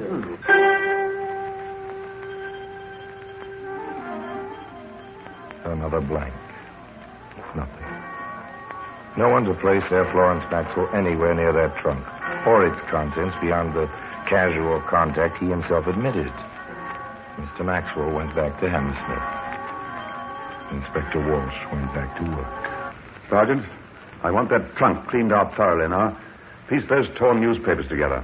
Have the smock the head was wrapped in given to the laboratory for every possible test. There's got to be something somewhere. Nothing out of the ordinary in the newspapers, Inspector. But the physical test laboratory reports that under ultraviolet light, The smoke shows lettering that was printed on the material but washed out with constant laundering. And that lettering, Sergeant? Red Dog Inn, Hammersmith. Now, Sergeant, all we have to do is to connect that Brady Burnside woman with number 12 Ravenswood Row, second floor. Let's go, Sergeant. I've had a search warrant ready for a week. Now they went to work on 12 Ravenswood Road, second floor. Nice. Board by board, the flooring was taken out. The old-fashioned tin ceiling was taken down. The desks and chairs were taken apart. Paneling was removed. The plaster walls sounded. Samples of dust were analyzed. Powerful vacuum cleaners sucked every bit of lint from the upholstery and draperies. And when it was all over, nothing. Absolutely nothing. Unless this hairpin is something, sir. Oh, that could be anyone's. Proves nothing. Is there an ashtray around here anywhere, Sergeant? Yes, under the desk, sir. There's a wastebasket. Metal one. Maxwell doesn't smoke. Yes, I remember that. Oh, well. Hello. Give me a tweezer, Sergeant. Yes, sir. You found something, sir? Interesting. Maxwell doesn't smoke. So we find an unused match caught in the corner of his wastebasket, with a red-brown stain on one end of it. Yes, of course it was blood. And the same type as the victims. But the fact remains, as the inspector put it. A clever defense counsel could make a hash of the case. Millions of people right in London have this blood type, and we still haven't established any contact whatsoever between Maxwell and the woman.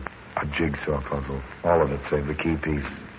Inspector Walsh made a decision the next morning, quite early, in Hammersmith. All right, Mr. Maxwell. I'm sorry to disturb you this early. You, Sergeant. Yes, sir. There have been developments. We need you at the yard. Developments? What kind? Sorry, sir. I've not been told. Now, if you'll get dressed and come along, sir, I have a car waiting. It's early, I know, sir, but we don't keep regular hours at the yard. They don't keep hours, but they kept Maxwell waiting in the quiet anteroom outside Inspector Walsh's office. For an hour and a half, Maxwell cooled his heels while detectives passed him by, went into and came out of the inspector's office. At long last, Sergeant King came to the door. All right, Mr. Maxwell. The inspector will see you now. And about time, I say. Good morning, Mr. Maxwell. Sorry to have kept you waiting after rousing you so early. All right, Sergeant, you can leave us together. Yes, sir. Sit down, Mr. Maxwell. Yes, so without further ado, I'd like some explanation about all this. You said you were through with me. We were, but there have been developments, new clues, all that sort of thing. No? We thought you'd be interested. Excuse me a moment, won't you? Yes? You pushed the buzzer, Inspector. I asked the desk man to ring through.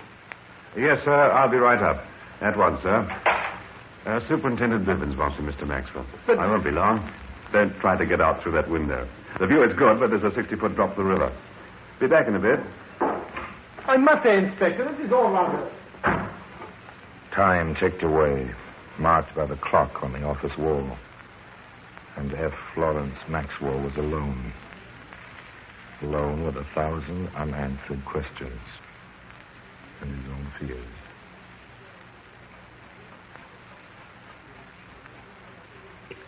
It's ridiculous.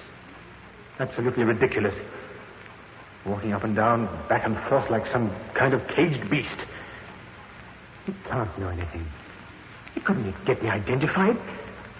Have they tied me to Louise? How could they? I destroyed every one of her letters. I never wrote to her.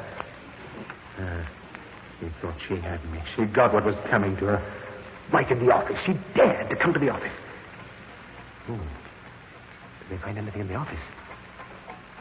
In the office, Mr. Maxwell? Yes. They found a hairpin and a matchstick with blood on it. But you don't know that, do you? You haven't been told. What could they find in the office? When I took her to pieces, I did it in the trunk. They can't have anything. Okay, there must be something. Well, there's got to be the inspector in Scotland Yard holding me here. If I deny everything, it'll look bad. Very bad. Oh, I've been here. Where's the clock? Yes, almost a half hour. I'll have a story. That's it. I'll have a story. I'll be ready for it. I'll have a story. Now you've done it, Mr. Maxwell. So you'll have a story, will you? It better be good, Mr. Maxwell. It had better be good. Well, Mr. Maxwell, I'm back. Inspector! Yes? I want to tell you, sir, I've been holding back. I knew Mrs. Burnside. I see. You knew her? Yes, quite well. How doesn't matter. She tried to blackmail me, you see. She came to my office. When I refused to pay her 1 shilling, she flew at me. I hit her and, well, she fell. Where did you hit her? The left side of her face. She fell and struck her head. When I bent over her, she was dead. So I left her there. I came back. I must have been crazy, expecting a dead woman to get up and walk. I was scared, you see. I bought the trunk. Well, you know the rest. Very well, Mr. Maxwell. You're taken in charge for murder. I must warn you, anything you say may be taken down in writing and used as evidence. But it was an accident, not murder. Sorry, Mr. Maxwell, but the medical evidence belies your story. Mrs. Burnside died of strangulation. You didn't hit her. You choked her to death. So, that winds up the case of Mr. Maxwell. But if you're interested, you'll still find the brass-bound trunk in the place of honor in the Black Museum.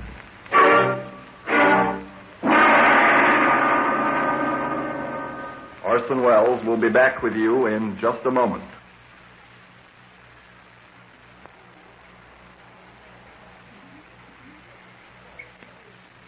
In the end, it was just routine, wasn't it? Methodical, hard-working routine based on experience, and plus just the touch of imagination a good policeman must always have. The trap was sprung in Wadsworth Prison, and the story ended 3 weeks later in the usual manner at the customary time. 8 o'clock in the morning with the customary payment to the hangman. And the trunk remains in its customary place within Scotland Yard, the Black Museum. And I remain, as always, obediently yours.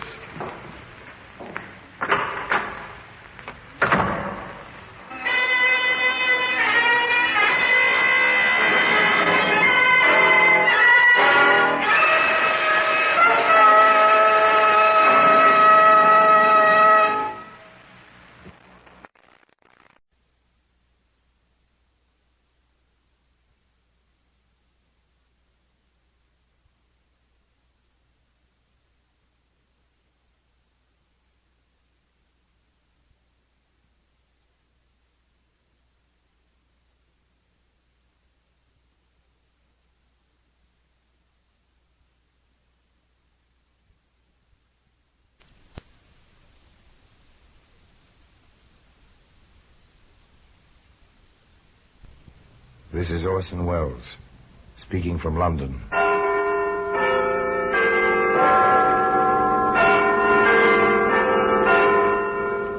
In the Black Museum. It's a repository of death. A kind of museum. Yes, here in the grim stone structure on the Thames which houses Scotland Yard is a warehouse of homicide, where everyday objects, a cigarette lighter, a young girl's diary, a broken perambulator, all are touched by death.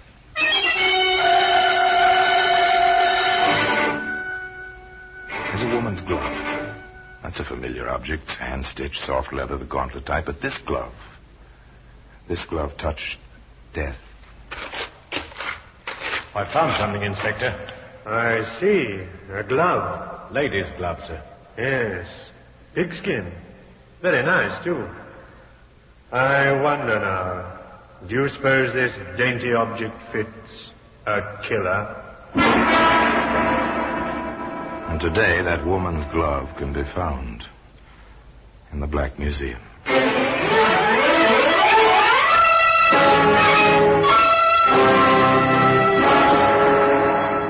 From the annals of the Criminal Investigation Department of the London Police, we bring you the dramatic stories of the crimes recorded by the objects in Scotland Yard's Gallery of Death, the Black Museum.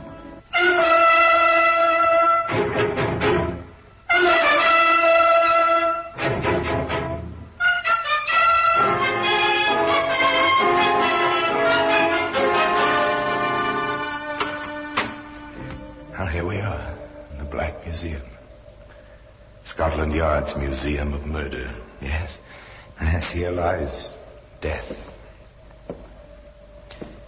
Here, for example, is a pen. The ink crusted on its sharp point. This was a poison pen. The words it wrote dripped malice. They were vitriol on human hearts. They cause death as surely as a bullet. Here we are. Here's the glove. It's dainty, isn't it, this little glove? It's made for a tender hand, made to grace the costume of a lovely woman. Come to tea. That's when our tale begins. In Matfield, England, in the lovely countryside at tea time. Or just past tea time. In fact, it was just past tea time that Mrs. Michael called. Elizabeth! Elizabeth! Yes, ma'am? Have you seen Miss Mary yet? No, ma'am. It's long past tea time. The tea is cold. There's no sense in making fresh until we know if my granddaughter is coming. Hurry now. Use the telephone. Yes, ma'am.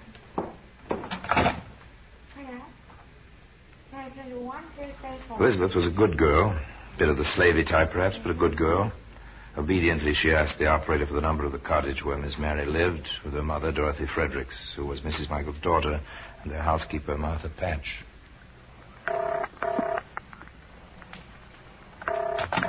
There's no answer, ma'am. If it was busy, I'd understand it. No answer. Well, it's still warm outside. They may be having tea in their garden and forgotten all about me. Oh, ma'am, Miss Mary would never forget her grandmother. Well, in that case, you'd better run down the road and find out what they're up to. Now, go on now. You can make my tea when you get back. Now, go on. Hurry up. Don't stand there like a ninny. Now, hurry. Elizabeth did as she was told.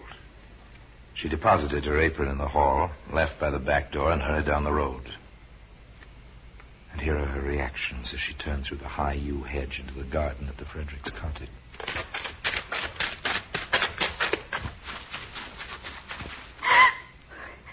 Oh, Miss Mary. Miss Mary. Why would you be lying on the ground, Miss Mary? Where's your mother? Where's your mother? Where's Miss Dorothy? Oh, Miss Dorothy. Sitting against the stones, Miss Dorothy. Oh, will you be cold, Miss Dorothy? Oh, Martha. Martha. Where's Martha? The house. The doorstep. Oh, Martha. You were bringing out tea. You were serving tea.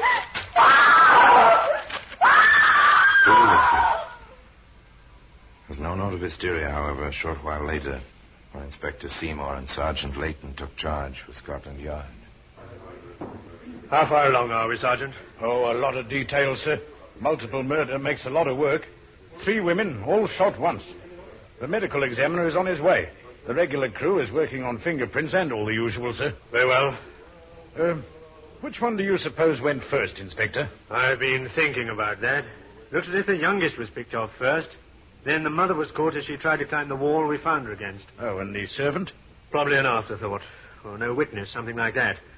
That would account for the dropped tray and the smashed crockery. Methodical, careful, clean thinking, just as methodical as the men searching the house, covering the ground inch by inch, missing nothing.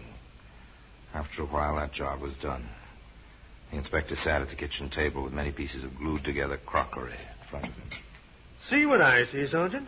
Oh, just cups and saucers, a teapot, sugar bowl, cream pitcher. We have 3 bodies, Sergeant, and 4 cups and saucers. Yes, sir. It's possible, then, that our murderer came to tea.